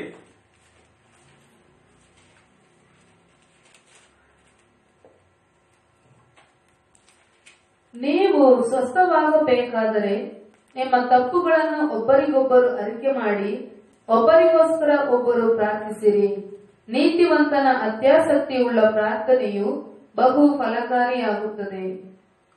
ಇಲ್ಲಿ ದೇವರ ವಾಕ್ಯವು ಹೇಳುತ್ತದೆ ಈ 16ನೇ ವಚನದಲ್ಲಿ, ನೀವು ಸ್ವಸ್ಥವಾಗಬೇಕಾದರೆ ನಿಮ್ಮ ತಪ್ಪುಗಳನ್ನು ಒಬ್ಬರಿಗೊಬ್ಬರು ಅರಿಕೆ ಮಾಡಿ ಒಬ್ಬರಿಗೋಸ್ಕರ ಒಬ್ಬರು ಪ್ರಾರ್ಥಿಸಿರಿ. ನೀತಿವಂತನ ಅತ್ಯಾಸಕ್ತಿಯುಳ್ಳ ಪ್ರಾರ್ಥನೆಯು ಬಹು ಫಲಕಾರಿಯಾಗುತ್ತದೆ. ಯಾರ ಪ್ರಾರ್ಥನೆ ಬಹು ಫಲಕಾರಿಯಾಗ್ತದೆ? ಯಾರ ಪ್ರಾರ್ಥನೆ ಬಹು ಫಲಕಾರಿಯಾಗ್ತದೆ? ನೀತಿವಂತನ ಪ್ರಾರ್ಥನೆ. ದೇವರು ನಮ್ಮಲ್ಲಿ ಏನು ಎದುರು ನೋಡ್ತಾರೆ? ನೀತಿವಂತರಾಗಿರುವುದನ್ನು ಎದುರು ನೋಡ್ತಾರೆ. ನಾವು ಬೇಕಾಬಿಟ್ಟಿ ಜೀವನ ಮಾಡಿ ದೇವರ ಹತ್ರ ನೀನು ಅದು ಮಾಡು ಇದು ಮಾಡಂದ್ರೆ, ಸರ್ಕಾರ ಅಂದ್ರೆ ಸಂವಿಧಾನದಲ್ಲಿ ರಚಿಸಲ್ಪಟ್ಟಿರುವ ರೀತಿಯಾದ ಕರ್ತವ್ಯಗಳನ್ನು ನಾವು ಸರಿಯಾಗಿ ನಿಭಾಯಿಸದೆ, ಕರ್ತವ್ಯಗಳನ್ನು ನಾವು ಮಾಡದೆ ಹಕ್ಕು ಸಾಧಿಸ್ತೇವೆ ಎಂದು ಕೇಳುವುದಾದ್ರೆ ದೇವರೇನ್ ಮಾಡ್ಲಿಕ್ಕೆ ಅಂದ್ರೆ ಸಂವಿಧಾನ ಏನ್ ಹೇಳ್ತದೆ, ಸರ್ಕಾರ ಏನ್ ಹೇಳ್ತದೆ? ಮೊದಲು ಈ ಕರ್ತವ್ಯಗಳನ್ನು ಮಾಡ್ಕೊಂಡು ಬಾ, ಆಮೇಲೆ ಈ ಹಕ್ಕು ನಿನಗೆ ಬಾಧ್ಯವಾಗಿ ದೊರೆಯುತ್ತದೆ ಎಂಬುದಾಗಿ. ಹೀಗಿರುವಲ್ಲಿ ದೇವರ ಮುಂದೆ ಬಂದು ಫಲಕಾರಿಯಾಗಿ ಒಂದು ಪ್ರಾರ್ಥನೆ ಮಾಡಿದಾಗ ಅದು ಯಶಸ್ವಿಯಾಗಬೇಕಾದರೆ ದೇವರು ಎದುರು ನೋಡ್ತಾರೆ, ಅವನು ನೀತಿವಂತನಾಗಿರ್ಬೇಕು. ಸರಿ, ನೀತಿವಂತನು ಹೇಗೆ ಆಗ್ತಾನೆ? ನೀತಿವಂತನು ನಾವೇ ನೀತಿವಂತರಾಗ್ಲಿಕ್ಕೆ ಸಾಧ್ಯ ರೀ? ಖಂಡಿತವಾಗಿ ಸಾಧ್ಯವಿಲ್ಲ. ನಾವು ನೀತಿವಂತರಾಗ್ಲಿಕ್ಕೆ ಆಗೋದಿಲ್ಲ. ದೇವರು ನಮ್ಮ ನೀತಿವಂತರನ್ನಾಗಿ ಮಾಡ್ಬೇಕಂದ್ರೆ ಏನ್ ಮಾಡ್ಕೋಬೇಕ್ರಿ? ನಮ್ಮನ್ನು ನಾವು ತಗ್ಗಿಸಿಕೊಳ್ಳಬೇಕು. ನಮ್ಮನ್ನು ನಾವು ತಗ್ಗಿಸಿಕೊಂಡು, ಎರಡನೇದಾಗಿ ನಮ್ಮನ್ನು ನಾವು ತಗ್ಗಿಸಿಕೊಳ್ಳಬೇಕು. ಮತ್ತೆ ಎರಡನೇದಾಗಿ ವಾಕ್ಯದಲ್ಲಿ ಓದಿದ್ರಲ್ಲ, ಪ್ರಾರ್ಥನೆ ಮಾಡಿ. ಮೂರನೇದಾಗಿ ದೇವರ ಮುಖವನ್ನು ಹುಡುಕುವವರಾಗಿ. ನಾಲ್ಕನೇದಾಗಿ ತಮ್ಮ ಅಕ್ರಮಗಳನ್ನು ಬಿಟ್ಟು ಬಿಟ್ಟು ನಿಲ್ಲಬೇಕು. ದೇವರಾವಾಗ ಅವನ ಪಾಪವನ್ನು ಕ್ಷಮಿಸ್ತಾರಲ್ಲ, ಕ್ಷಮಿಸಿದ ಮೇಲೆ ಆ ವ್ಯಕ್ತಿ ನೀತಿವಂತನೆಂದು ನಿರ್ಣಯವನ್ನು ಹೊಂದಿಕೊಳ್ಳುತ್ತಾನೆ. ಯಾರು ನಿರ್ಣಯಿಸ್ತಾರೆ? ದೇವರು ನಿರ್ಣಯಿಸ್ತಾರೆ. ಯಾಕೆ ನಿರ್ಣಯಿಸ್ತಾರೆ? ನಿನ್ನ ಪಾಪಗಳು ಕ್ಷಮಿಸಲ್ಪಟ್ಟಿವೆ, ಆದ್ದರಿಂದ ಇನ್ನು ಮುಂದೆ ನೀನು ಪಾಪಿಯಲ್ಲ, ನೀತಿವಂತನು ಎಂಬುದಾಗಿ ದೇವರು ನಿರ್ಣಯಿಸ್ತಾರೆ. ನಾವು ನಿರ್ಣಯಿಸೋದಲ್ಲ, ನಾವಾಗಿ ನಿರ್ಣಯಿಸ್ಕೊಳ್ಳೋದಲ್ಲ. ನಾನು ಎಷ್ಟು ಒಳ್ಳೆಯವನು ಗೊತ್ತಾ? ಕೆಲವರೆಲ್ಲ ಹೇಳ್ಕೊಳ್ತಾರೆ, ನಾನು ಎಷ್ಟು ಒಳ್ಳೆಯವನು ಗೊತ್ತಾ, ನಾನು ಯಾರಿಗೂ ಕೇಡು ಮಾಡೋದಿಲ್ಲ, ನಾನು ಎಷ್ಟು ನೀತಿವಂತ ಗೊತ್ತಾ. ನಾನು ನೀತಿವಂತ ಅಂತ ನಾನು ಹೇಳಿಕೊಳ್ಳೋದಲ್ಲ, ದೇವರು ನನ್ನನ್ನು ನೀತಿವಂತನೆಂದು ನಿರ್ಣಯಿಸಬೇಕು. ದೇವರು ನನ್ನ ಪಾಪಗಳಿಂದ ನನ್ನನ್ನು ಕ್ಷಮಿಸಬೇಕು. ದೇವರು ನನ್ನನ್ನು ಪರಿಶುದ್ಧನೆಂದು ಕರೆಯಬೇಕು. ದೇವರು ಹೇಳ್ತಾರೆ, ನನ್ನ ಹೆಸರಿನಿಂದ ಕರೆಯಲ್ಪಟ್ಟ ನನ್ನ ಜನರು. ಅವರಿಗೆ ಅಧಿಕಾರ ಯಾರು ಕೊಟ್ಟರು? ದೇವರ ಹೆಸರಿನಿಂದ ಕರೆಯಲ್ಪಡುವ ದೇವರ ಜನಗಳು. ಅಧಿಕಾರ ಯಾರು ಕೊಟ್ಟವರು? ದೇವರು ಕೊಟ್ಟರು. ಆದ್ದರಿಂದ ದೇವರ ಹೆಸರಿನಿಂದ ಕರೆಯಲ್ಪಡುವ ದೇವ ಜನಗಳು ಆಗಿದ್ದಾರೆ ಇಸ್ರಾಯೇಲ್. ಸರಿ, ನೋಡುವ ಇಲ್ಲಿ ವಾಕ್ಯದಲ್ಲಿ ಹೇಳಲ್ಪಡುತ್ತೆ, ನೀತಿವಂತನ ಅತ್ಯಾಸಕ್ತಿಯುಳ್ಳ ಪ್ರಾರ್ಥನೆಯು ಬಹು ಫಲಕಾರ್ಯ. ನಮ್ಮ ಸಾಫಲ್ಯತೆಗೆ ಇಲ್ಲಿರುವ ನಿಬಂಧನೆ ಏನ್ರಿ? ನೀತಿವಂತನಾಗಿದ್ದುಕೊಂಡು ನೀನು ಪ್ರಾರ್ಥನೆ ಮಾಡಿದ್ರೆ ನಿನ್ನ ಪ್ರಾರ್ಥನೆಯು ಫಲಕಾರಿಯಾಗಿರ್ತದೆ, ಸಾಫಲ್ಯವಾಗ್ತದೆ. ನಿನ್ನ ಅಕ್ರಮಗಳನ್ನು ಬಿಡದೆ, ನಿನ್ನ ಅವಿಧೇಯತೆಗಳನ್ನು ಬಿಡದೆ, ನಿನ್ನ ಪಾಪಗಳನ್ನು ಬಿಡದೆ, ನಾನು ನನ್ನ ಅಕ್ರಮಗಳು, ಪಾಪಗಳು, ಅವಿಧೇಯತೆಗಳು ನನ್ನೊಳಗೆ ಇಟ್ಟುಕೊಂಡು ನಾನು ಪ್ರಾರ್ಥನೆ ಮಾಡ್ತಾ ಇದ್ರೆ ದೇವರು ಹೇಳ್ತಾರೆ, ಮೊದಲು ಇವುಗಳನ್ನು ಸರಿ ಮಾಡು, ಮೊದಲು ಈ ನಿಬಂಧನೆಗಳನ್ನು ಸರಿ ಮಾಡಿ, ಈ ನಿಬಂಧನೆಗಳ ಪ್ರಕಾರ ಬಾ, ಆಮೇಲೆ ನಿನ್ನ ಸಾಫಲ್ಯತೆಯನ್ನು ಕಂಡುಕೊಳ್ಳಿ ಎಂಬುದಾಗಿ ದೇವರು ನನಗೆ ಹೇಳುವಾತನಾಗಿರ್ತಾನೆ, ನಮಗೆ ಹೇಳುವಾತನಾಗಿರುತ್ತಾನೆ. ಮುಂದಕ್ಕೆ ಹೋಗೋಣ್ರಿ. ನಮ್ಮಲ್ಲಿ ನೀತಿವಂತಿಕೆಯು ಇರಬೇಕು. ಸರಿ, ಕೊನೆಯದಾಗಿ ಒಂದು ವಾಕ್ಯವನ್ನು ನೋಡ್ಕೊಳ್ಳೋಣ. ಯೋಹಾನ್ ಬರೆದ ಮೊದಲನೆಯ ಪತ್ರಿಕೆ 3ನೇ ಅಧ್ಯಾಯ 22ನೇ ವಚನದ ಕಡೆಗೆ ಹೋಗೋಣ. ಯೋಹಾನನು ಬರೆದ ಮೊದಲನೆಯ ಪತ್ರಿಕೆ 3ನೇ ಅಧ್ಯಾಯ 22ನೇ ವಚನ.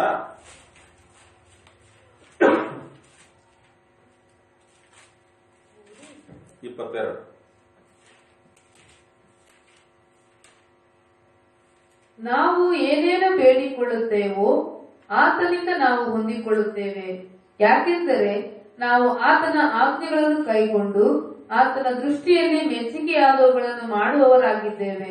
ಆಮೆನ್. ದೇವರ ವಾಕ್ಯದ ಪ್ರಕಾರದಲ್ಲಿ ಇಲ್ಲಿ ಯೋಹಾನನು, ಅಪೊಸ್ತಲನಾದ ಯೋಹಾನನು ಯೇಸು ಕ್ರಿಸ್ತನನ್ನು ಕಣ್ಣಾರೆ ನೋಡಿ, ಕೈಯಿಂದ ಮುಟ್ಟಿ, ಯೇಸು ಕ್ರಿಸ್ತನ ಸ್ವರವನ್ನು ಕಿವಿಯಾರೆ ಕೇಳಿ, ಯೇಸು ಕ್ರಿಸ್ತನ ಜೊತೆಯಲ್ಲಿ 3.5 ವರ್ಷಗಳ ಕಾಲ ಯೇಸು ಕ್ರಿಸ್ತನು ಮಾಡಿದ ಎಲ್ಲಾ ಅದ್ಭುತಗಳನ್ನು ನೋಡುತ್ತಾ, ಯೇಸು ಕ್ರಿಸ್ತನು ಮಾಡಿದ ಎಲ್ಲಾ ಉಪದೇಶಗಳನ್ನು ಕಿವಿಯಿಂದ ಕೇಳುತ್ತಾ, ಯೇಸು ಕ್ರಿಸ್ತನ ಸ್ನೇಹ, ಪ್ರೀತಿ, ವಾತ್ಸಲ್ಯ, ಬಾಂಧವ್ಯವನ್ನು ಅನುಭವಿಸುತ್ತಾ ಇದ್ದಂತಹ ಯೇಸು ಕ್ರಿಸ್ತನ ಪ್ರೀತಿಯ ಶಿಷ್ಯನು ಬರೆದು ತಿಳಿಸ್ತಾನೆ, ನಾವು ಏನೇನು ಬೇಡಿಕೊಳ್ಳುತ್ತೇವೋ ಆತನಿಂದ ನಾವು ಹೊಂದಿಕೊಳ್ಳುತ್ತೇವೆ. ನಾವು ದೇವರ ಬಳಿಗೆ ಬೇಡಿಕೊಂಡ್ರೆ ಖಂಡಿತವಾಗಿ ಆತನಿಂದ ಹೊಂದಿಕೊಳ್ಳುತ್ತೇವೆ. ಯಾಕೆಂದರೆ ನಾವು ಆತನ ಆಜ್ಞೆಗಳನ್ನು ಕೈಕೊಂಡು. ಇಲ್ಲಿ ನಿಬಂಧನೆ ಇದೆ ನೋಡ್ರಿ. ನಾವು ಹೊಂದಿಕೊಳ್ಳಬೇಕಾದರೆ ನಾವು ಹೊಂದಿಕೊಳ್ತೇವೆ ಅಂತ ಹೇಳ್ತಾ ಇದ್ದಾನೆ. ಯಾಕೆ ಹಾಗೆ ಹೇಳ್ತಿದ್ದೇನೆ ಅಂತ ಹೇಳಿದ್ರೆ, ನಾವು ಆತನ ಆಜ್ಞೆಗಳನ್ನು ಕೈಕೊಳ್ತಾ ಇದ್ದೇವೆ. ಆದ್ದರಿಂದ ಖಂಡಿತವಾಗಿ ನಾವು ಹೊಂದಿಕೊಳ್ತೇವೆ ಎಂದು ನಾನು ಪ್ರಮಾಣೀಕರಿಸಿ ಹೇಳುತ್ತೇನೆ. ಅವನಿಗೊಂದು ನಿಶ್ಚಯತೆ ಇದೆ. ನಾನು ದೇವರ ಮಾತು ಕೇಳ್ತೇನೆ, ಹಾಗಾಗಿ ದೇವರು ನನ್ನ ಮಾತು ಕೇಳ್ತಾನೆ. ದೇವರಿಗೆ ಮೆಚ್ಚುಗೆಯಾಗಿ ನಾನು ನಡ್ಕೊಳ್ತೇನೆ, ಹಾಗಾಗಿ ನನ್ನ ಹೃದಯಕ್ಕೆ ಉಲ್ಲಾಸ ತರುವ ರೀತಿಯಲ್ಲಿ ದೇವರು ನನಗೆ ಸಹಾಯ ಮಾಡುತ್ತಾ. ನಾನು ದೇವರಿಗೆ ನನ್ನನ್ನು ಪೂರ್ಣವಾಗಿ ತಗ್ಗಿಸಿಕೊಳ್ಳುವುದರಿಂದ ದೇವರು ನನ್ನನ್ನು ಖಂಡಿತವಾಗಿ ಆಶೀರ್ವದಿಸ್ತಾನೆ. ಆ ನಿಶ್ಚಯತೆ ಆ ಪವಿತ್ರ ಅಂದ್ರೆ ಅಪೊಸ್ತಲನಾದ ಯೋಹಾನನಲ್ಲಿ ಇರುವುದನ್ನು ಇಲ್ಲಿ ವಾಕ್ಯದಲ್ಲಿ ನೋಡಿಕೊಳ್ತೇವೆ. ಯಾಕೆಂದರೆ ನಾವು ಆತನ ಆಜ್ಞೆಗಳನ್ನು ಕೈಕೊಂಡು ಆತನ ದೃಷ್ಟಿಯಲ್ಲಿ ಮೆಚ್ಚುಗೆಯಾದವುಗಳನ್ನು ಮಾಡುವವರಾಗಿದ್ದೇವೆ. ನೋಡಿ ನಿಬಂಧನೆ ಹೇಗಿದೆ, ನಿಬಂಧನೆಯನ್ನು ಅವನು ಹೇಗೆ ಪರಿಪಾಲನೆ ಮಾಡಿದ್ದಾನೆ. ಮತ್ತೆ ಅವನು ನಾನು ಎಂಬುದಾಗಿ ಮಾತನಾಡುತ್ತಿಲ್ಲ, ನಾವು ಎಂಬುದಾಗಿ ಮಾತನಾಡ್ತಿದ್ದಾನೆ. ಅಂದ್ರೆ ನಾನು ಮಾತ್ರ ಇಲ್ಲ, ನನ್ನ ಜೊತೆಯಲ್ಲಿ ಅನೇಕರು, ನನ್ನ ಹಾಗೆ ಇರುವ ಅನೇಕ ದೇವರ ಜನಗಳು ಹೀಗೆ ನಡ್ಕೊಳ್ತಿದ್ದಾರೆ. ಹಾಗಾಗಿ ಅವರು ಬೇಡಿಕೊಳ್ಳುವವುಗಳನ್ನು ಖಂಡಿತವಾಗಿ ಹೊಂದಿಕೊಳ್ಳುತ್ತಾರೆ ಎಂಬುದರ ಕುರಿತಾಗಿ ಈ ವಾಕ್ಯವು ಬರೆಯಲ್ಪಟ್ಟಿದೆ. ಅರ್ಥ ಏನ್ರಿ? ಇಲ್ಲಿ ನಮಗಿರಬೇಕಾಗಿರುವ ಮುಖ್ಯವಾದಂತಹ ನಿಬಂಧನೆ ಏನ್ರಿ? ವಿಧೇಯತೆ ಇರಬೇಕು. ಮೊದಲಿಗೆ ನಮ್ಮಲ್ಲಿ ಏನಿರ್ಬೇಕ್ರಿ? ದೇವರ ಮುಖವನ್ನು ಹುಡುಕುವಾಗ ಮೊದಲಿಗೆ ನಮ್ಮ ಕಾರ್ಯಗಳು, ನಾವು ಬೇಡಿಕೊಳ್ಳುವ ಕಾರ್ಯಗಳು ಸಫಲವಾಗಬೇಕಾದರೆ ಮೊದಲನೇ ನಿಬಂಧನೆ ಏನ್ರಿ? ಹೃದಯಪೂರ್ವಕವಾಗಿರಬೇಕು. ದೇವರ ಮುಂದೆ ಹೃದಯಪೂರ್ವಕವಾಗಿ ದೇವರನ್ನು ಹುಡುಕುವವರಾಗಿರ್ಬೇಕು. ಎರಡನೆಯ ನಿಬಂಧನೆ ಏನ್ರಿ? ನಂಬಿಕೆಯಿಂದ ಹುಡುಕುವವರಾಗಿರಬೇಕು. ಮೂರನೇ ನಿಬಂಧನೆ ಏನ್ರಿ? ನೀತಿವಂತರಾಗಿ ದೇವರ ಮುಂದೆ ನಿಂತುಕೊಳ್ಳಬೇಕು. ನಾಲ್ಕನೇದಾಗಿ ವಿಧೇಯತೆ ಉಳ್ಳವರಾಗಿ ದೇವರ ಮುಂದೆ ನಿಂತುಕೊಳ್ಳಬೇಕು. ಆಗ ನಮಗೆ ಮುಂದೆ ಬರುವ ಕಾರ್ಯಗಳು ಸಾಫಲ್ಯವಾಗಿರುತ್ತವೆ. ನಾವು ಸಫಲವನ್ನು ಕಂಡುಕೊಳ್ಳುತ್ತೇವೆ. ಸಾಫಲ್ಯತೆಗೆ ನಿಬಂಧನೆಗಳಿವೆ. ನಿಬಂಧನೆಗಳಿಲ್ಲದೆ ಸಾಫಲ್ಯತೆ ಖಂಡಿತವಾಗಿ ಸಿಗಲ್ಲ. ಕೈ ಕೆಸರಾಗದೆ ಬಾಯಿಗೆ ಮೊಸರು ಸಿಗಲ್ಲ. ಅದು ಹಳೆಯ ಗಾದೆ. ಹೊಸ ಗಾದೆ ಏನ್ರಿ? ಯಾವುದೇ ಇರಲಿ ಕೆಲಸ, ಕೈ ಕೆಸರ ಅಂತಲ್ರಿ, ಯಾವ್ದಾದ್ರು ಒಂದು ಕೆಲಸವೇ ಮಾಡದೆ ಊಟ ಸಿಗಲ್ಲ. ಕೆಲಸ ಮಾಡಿ ಊಟ ಮಾಡು. ಬೈಬಲ್ ದೇವರ ವಾಕ್ಯ ಹೇಳುತ್ತೆ, ಕೆಲಸ ಮಾಡದವನು ಊಟ ಮಾಡಬಾರದೆಂದು ದೇವರ ವಾಕ್ಯ ಹೇಳುತ್ತೆ. ಯಾವುದಾದ್ರೂ ಒಂದು ಕೆಲಸ ಮಾಡದೆ ಊಟ ಮಾಡಲ್ಲ. ಸಾಫ್ಟ್ವೇರ್ ಇಂಜಿನಿಯರ್ಗಳು ಇರ್ತಾರೆ, ಬಟನ್ ಒತ್ಕೊಂಡು ಕೂತಿರ್ತಾರೆ. ಬಟನ್ ಒತ್ತೋದು ಕೂಡ ಕೆಲಸವೇ. ಕಂಪ್ಯೂಟರ್ನಲ್ಲಿ ಕೀಬೋರ್ಡ್ ಇರುತ್ತೆ, ಬಟನ್ ಒತ್ತ ಕೆಲಸವೇ. ಆ ಬಟನ್ ಒತ್ತಬೇಕಂದ್ರೆ ಸುಮ್ಮನೆ ಬಟನ್ ಒತ್ತಿದ್ರೆ ಕೆಲಸ ಆಗಲ್ರಿ. ತಲೆ ಕೆಲಸ ಮಾಡಬೇಕು. ಅವರ ಆಲೋಚನಾ ಶಕ್ತಿಯನ್ನು ಇಟ್ಟುಕೊಂಡವರಾಗಿ ಬಟನ್ ಒತ್ತಬೇಕು. ಅದರೊಳಗೆ ಪ್ರಾಜೆಕ್ಟ್ಗಳಿರ್ತಾವ. ಕೆಲಸ ಮಾಡಿದ್ರೇನೆ ಸಂಬಳ. ಕೆಲಸ ಮಾಡಿ ಊಟ ಮಾಡಿ ನೋಡುವಾಗ ನಿಬಂಧನೆಗಳನ್ನು ಒಳಗೊಂಡೇ ಸಾಫಲ್ಯತೆಗಳಿವೆ. ನಿಬಂಧನೆ ಇಲ್ಲದೆ ಸಾಫಲ್ಯತೆ ಇಲ್ಲ. ಸರಿ, ನಿಬಂಧನೆಗಳು, ಸಾಫಲ್ಯತೆ ಇದು ಎರಡೂ ಇದೆ. ಇದಕ್ಕೆ ಮೇಲೆ ದೇವರಿದ್ದಾನೆ. ಸಾಫ್ಟ್ವೇರ್ ಇಂಜಿನಿಯರ್ ಇರಬಹುದು, ತಲೆ ಪೂರ್ತಿ ಮೆದುಳು ಇರಬಹುದು, ಪೂರ್ತಿ ಬಹಳಷ್ಟು ಓದಿರಬಹುದು, ಕಲ್ತಿರಬಹುದು, ತಿಳಿದಿರಬಹುದು, ಎಲ್ಲ ಇದೆ, ಎಲ್ಲ ಪರಿಣತಿ ಇದೆ. ಮುಂದೆ ಕಂಪ್ಯೂಟರ್ ಇದೆ, ಪ್ರಾಜೆಕ್ಟ್ ಎಲ್ಲ ಮಾಡಿದ್ರೆ ನನ್ನ ಕರ್ತವ್ಯ ಎಲ್ಲ ಮಾಡಿದ್ದೇನೆ, ನನ್ನ ಕೆಲಸ ಮಾಡಿದ್ದೀನಿ, ನನಗೆಲ್ಲ ಇದೆ, ಕೆಲಸ ಮಾಡಿದ್ದೇನೆ. ಆದ್ರೆ ಕೂಲಿ ಕೊಡುವ ಯಜಮಾನ ಇರಬೇಕು. ಯಜಮಾನ ಇಲ್ಲದೆ ಏನು ಪ್ರಾಜೆಕ್ಟ್ ಮಾಡಿ ಯಾರು ಕೂಲಿ ಕೊಡ್ತಾರ? ಕೂಲಿ ಕೊಡುವ ಯಜಮಾನನಿಗೆ ಕೂಲಿ ತೆಗೆದುಕೊಳ್ಳುವಂತಹ ಸಾಫ್ಟ್ವೇರ್ ಇಂಜಿನಿಯರ್ ಇರಬಹುದು, ಅವರು ಯಾವುದೇ ಪರಿಣತಿ ಹೊಂದಿದವರು ಇರಬಹುದು, ಅವರಿಗಿಂತ ಮೇಲ್ಪಟ್ಟವರಿಗೆ ಅಧೀನತೆಯಲ್ಲಿರಬೇಕು, ವಿಧೇಯರಾಗಿರಬೇಕು. ಪ್ರಿಯರೇ, ಇದು ನಿಬಂಧನೆಗಳು. ಸರಿ, ಈ ಪ್ರಪಂಚದಲ್ಲಂತೂ ಎಲ್ಲಾ ವಿಧವಾದ ಕೆಲಸಗಾರರು, ಎಲ್ಲಾ ವಿಧವಾದ ಮಾನವ ಕೋಟಿಯೂ ಕೂಡ ಯಾರಿಗೆ ವಿಧೇಯವಾಗಿರಬೇಕು? ಎಲ್ಲವನ್ನು ಸೃಷ್ಟಿ ಮಾಡಿದ ದೇವರಿಗೆ ವಿಧೇಯವಾಗಿ. ಆ ದೇವರು ಕೊಟ್ಟಿರುವ ಆಜ್ಞೆಗಳನ್ನು ಕೈಕೊಂಡು ಆತನ ದೃಷ್ಟಿಯಲ್ಲಿ ಮೆಚ್ಚುಗೆಯಾದವುಗಳನ್ನು ಮಾಡುವವರಾಗಿರಬೇಕು. ಆಮೆನ್. ಆಗ ನಾವು ಕೈಯಿಟ್ಟು ಮಾಡುವ ಕೆಲಸಗಳನ್ನು ಆತನು ಸಾಫಲ್ಯ ಮಾಡಿಕೊಡುತ್ತಾನೆ. ಅಲ್ಲಿ ಏನ್ ಹೇಳ್ತದೆ? ನಾವು ಆತನ ಆಜ್ಞೆಗಳನ್ನು ಕೈಕೊಂಡು ಆತನ ದೃಷ್ಟಿಯಲ್ಲಿ ಮೆಚ್ಚುಗೆಯಾದವುಗಳನ್ನು ಮಾಡುವವರಾಗಿದ್ದೇವೆ. ಆದ್ದರಿಂದ ನಾವು ಏನೇನು ಬೇಡಿಕೊಳ್ಳುತ್ತೇವೋ ಆತನಿಂದ ನಾವು ಹೊಂದಿಕೊಳ್ಳುತ್ತೇವೆ. ಯಾರಿಂದ? ಆತನಿಂದ. ನಮ್ಮ ಯಜಮಾನನಾಗಿರುವ ಭೂ ಪರಲೋಕಗಳ ಒಡೆಯನಾಗಿರುವ ದೇವರಿಂದ ಹೊಂದಿಕೊಳ್ತೇವೆ. ಪ್ರಿಯ ಸಹೋದರ ಸಹೋದರಿಯರೇ, ಇಂದು ನಾವು ಪ್ರಾರ್ಥನೆಗೆಂದು ಸೇರಿ ಬಂದಿದ್ದೇವೆ. ನೀವಿರುವಂತಹ ಸ್ಥಳಗಳಲ್ಲಿ ಪ್ರಾರ್ಥನೆಗೆಂದು ಸಿದ್ಧರಾಗಿ ಕುಳಿತಿದ್ದೀರಿ. ಇವರಿಗೆ ವಾಕ್ಯಗಳನ್ನು ಕೇಳಿಸಿಕೊಂಡಿದ್ದೀರಿ.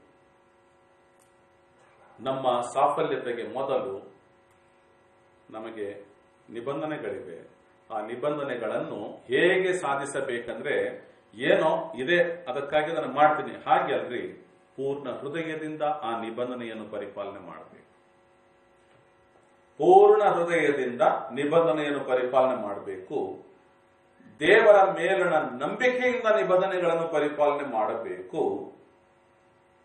ನೀತಿವಂತಿಕೆಯಿಂದ ಆ ನಿಬಂಧನೆಗಳನ್ನು, ಅಂದ್ರೆ ನಮ್ಮ ನೀತಿವಂತರನ್ನಾಗಿ ಮಾಡಿದ ದೇವರ ಮುಂದೆ ಆತ ನಮ್ಮನ್ನು ನೀತಿವಂತರನ್ನಾಗಿ ಮಾಡಿದ್ದಾನಲ್ಲ, ಆ ನೀತಿವಂತಿಕೆಯಿಂದ ಆ ನಿಬಂಧನೆಗಳನ್ನು ಪರಿಪಾಲನೆ ಮಾಡಬೇಕು. ನಾಲ್ಕನೇದಾಗಿ ವಿಧೇಯತೆಯಿಂದ ಆತನ ಆಜ್ಞೆಗಳನ್ನು ಕೈಕೊಂಡು ಆತನ ದೃಷ್ಟಿಯಲ್ಲಿ ಮೆಚ್ಚುಗೆಯಾದವುಗಳನ್ನು ಮಾಡುವವರಾಗಿದ್ದುಕೊಂಡು ಆತನ ನಿಬಂಧನೆಗಳನ್ನು ಕೈಕೊಳ್ಳುವುದಾದ್ರೆ ನಮ್ಮ ಕೈಯ ಕೃತ್ಯಗಳು ಸಾಫಲ್ಯವಾಗುತ್ತವೆ. ಇವುಗಳನ್ನು ಅನುಸರಿಸಿ ನೋಡ್ರಿ. ನೀವು ಬರ್ಕೊಂಡಿರ್ತೀರಿ ಅಂತ ನಾನು ನಂಬ್ತೀನಿ. ಅಥವಾ ಈ ಸಂದೇಶವನ್ನು ತಿರುಗಿ ಕೂಡ ಕೇಳಿಸಿಕೊಂಡು ಈ ರೆಫರೆನ್ಸ್ಗಳನ್ನ ಬರೆದಿಟ್ಕೊಳ್ರಿ. ಅವುಗಳನ್ನು ವಾಕ್ಯದಲ್ಲಿ ಓದಿ ನೋಡ್ರಿ. ಆ ವಾಕ್ಯಗಳನ್ನು ನಮಗೆ ಕೊಟ್ಟಿರುವ ದೇವರ ಮೇಲೆ ನಂಬಿಕೆ ಇಟ್ಟುಕೊಂಡು ಪೂರ್ಣ ಹೃದಯದಿಂದ ನಂಬಿಕೆಯೊಂದಿಗೆ ದೇವರು ಕೊಟ್ಟಿರುವ ನೀತಿವಂತಿಕೆಯೊಂದೊಡಗೂಡಿದ ವಿಧೇಯತೆಯಿಂದ ನೀವು ದೇವರ ಮುಂದೆ ನಡೆದು ನೋಡ್ರಿ. ಖಂಡಿತವಾಗಿ ನೀವು ಸಾಫಲ್ಯರಾಗ್ತೀರಿ. ನಿಮ್ಮ ಕೆಲಸಗಳು ಸಾಫಲ್ಯವಾಗುತ್ತವೆ. ನಿಮ್ಮ ಕುಟುಂಬಗಳು ಸಾಫಲ್ಯವಾಗಿರುತ್ತವೆ. ಪ್ರಿಯ ಸಹೋದರ ಸಹೋದರಿಯೇ, ಇದು ದೇವರ ವಾಕ್ಯ. ಇದನ್ನು ಯಾವ ನಿಶ್ಚಯದಲ್ಲಿ ನನಗೆ ಹೇಳಲಿಕ್ಕೆ ಸಾಧ್ಯವಂದ್ರೆ, ಇದು ದೇವರ ವಾಕ್ಯ. ದೇವರು ಒಂದು ಕುಲಕ್ಕೆ, ಒಂದು ಗೋತ್ರಕ್ಕೆ, ಒಂದು ಜನಾಂಗಕ್ಕೆ ಕೊಟ್ಟಂತಹ ವಾಕ್ಯವಲ್ಲ. ಇಡೀ ಮಾನವ ಕೋಟಿಯನ್ನು ಸೃಷ್ಟಿ ಮಾಡಿದ ದೇವರು ಕೊಟ್ಟಿರುವಂತಹ ಆತನ ವಾಕ್ಯ. ಹೀಗಿರುವಲ್ಲಿ ಇಂಥ ಜಾತಿ, ಇಂಥ ಜನಾಂಗ, ಇಂಥ ಪಂಗಡ, ಇಂಥ ಭಾಷೆಯವರು, ಇಂಥ ಬಣ್ಣದವರೆಂಬುದಾಗಿ ದೇವರು ಯಾರನ್ನೂ ನೋಡೋದಿಲ್ಲ. ಯಾವುದೇ ಭಾಷೆ, ಯಾವುದೇ ಕುಲ, ಯಾವುದೇ ಗೋತ್ರ, ಯಾವುದೇ ಬಣ್ಣ, ಯಾವುದೇ ವಿದ್ಯೆ, ಯಾವುದೇ ರೀತಿಯಾದ ಬಡತನ ಹೇಗೆ ಇದ್ರೂ ಕೂಡ ದೇವರು ಆತನ ವಾಕ್ಯದಲ್ಲಿ ಹೇಳಿರುವ ಪ್ರಕಾರದಲ್ಲಿ ನಿಬಂಧನೆಗಳನ್ನು ಪರಿಪಾಲನೆ ಮಾಡುತ್ತಾ ಬರುವುದಾದ್ರೆ ಖಂಡಿತವಾಗಿ ಅದರ ಸಾಫಲ್ಯತೆಗಳನ್ನು ಸ್ವತಂತ್ರಿಸಿಕೊಳ್ಳುತ್ತೇವೆ. ಅವುಗಳನ್ನು ಕೊಡುವ ದೇವರು ಹೇಳಿದ್ದಾನೆ. ಆ ಪ್ರಕಾರ ನಡೆಯುವುದಾದ್ರೆ ಆ ದೇವರು ಖಂಡಿತವಾಗಿ ನಮ್ಮ ಜೀವನವನ್ನು ಸಾಫಲ್ಯತೆ ಪಡಿಸುತ್ತದೆ. ಹೀಗಿರುವಲ್ಲಿ ನಾವು ಪ್ರಾರ್ಥನೆ ಮಾಡೋಣ.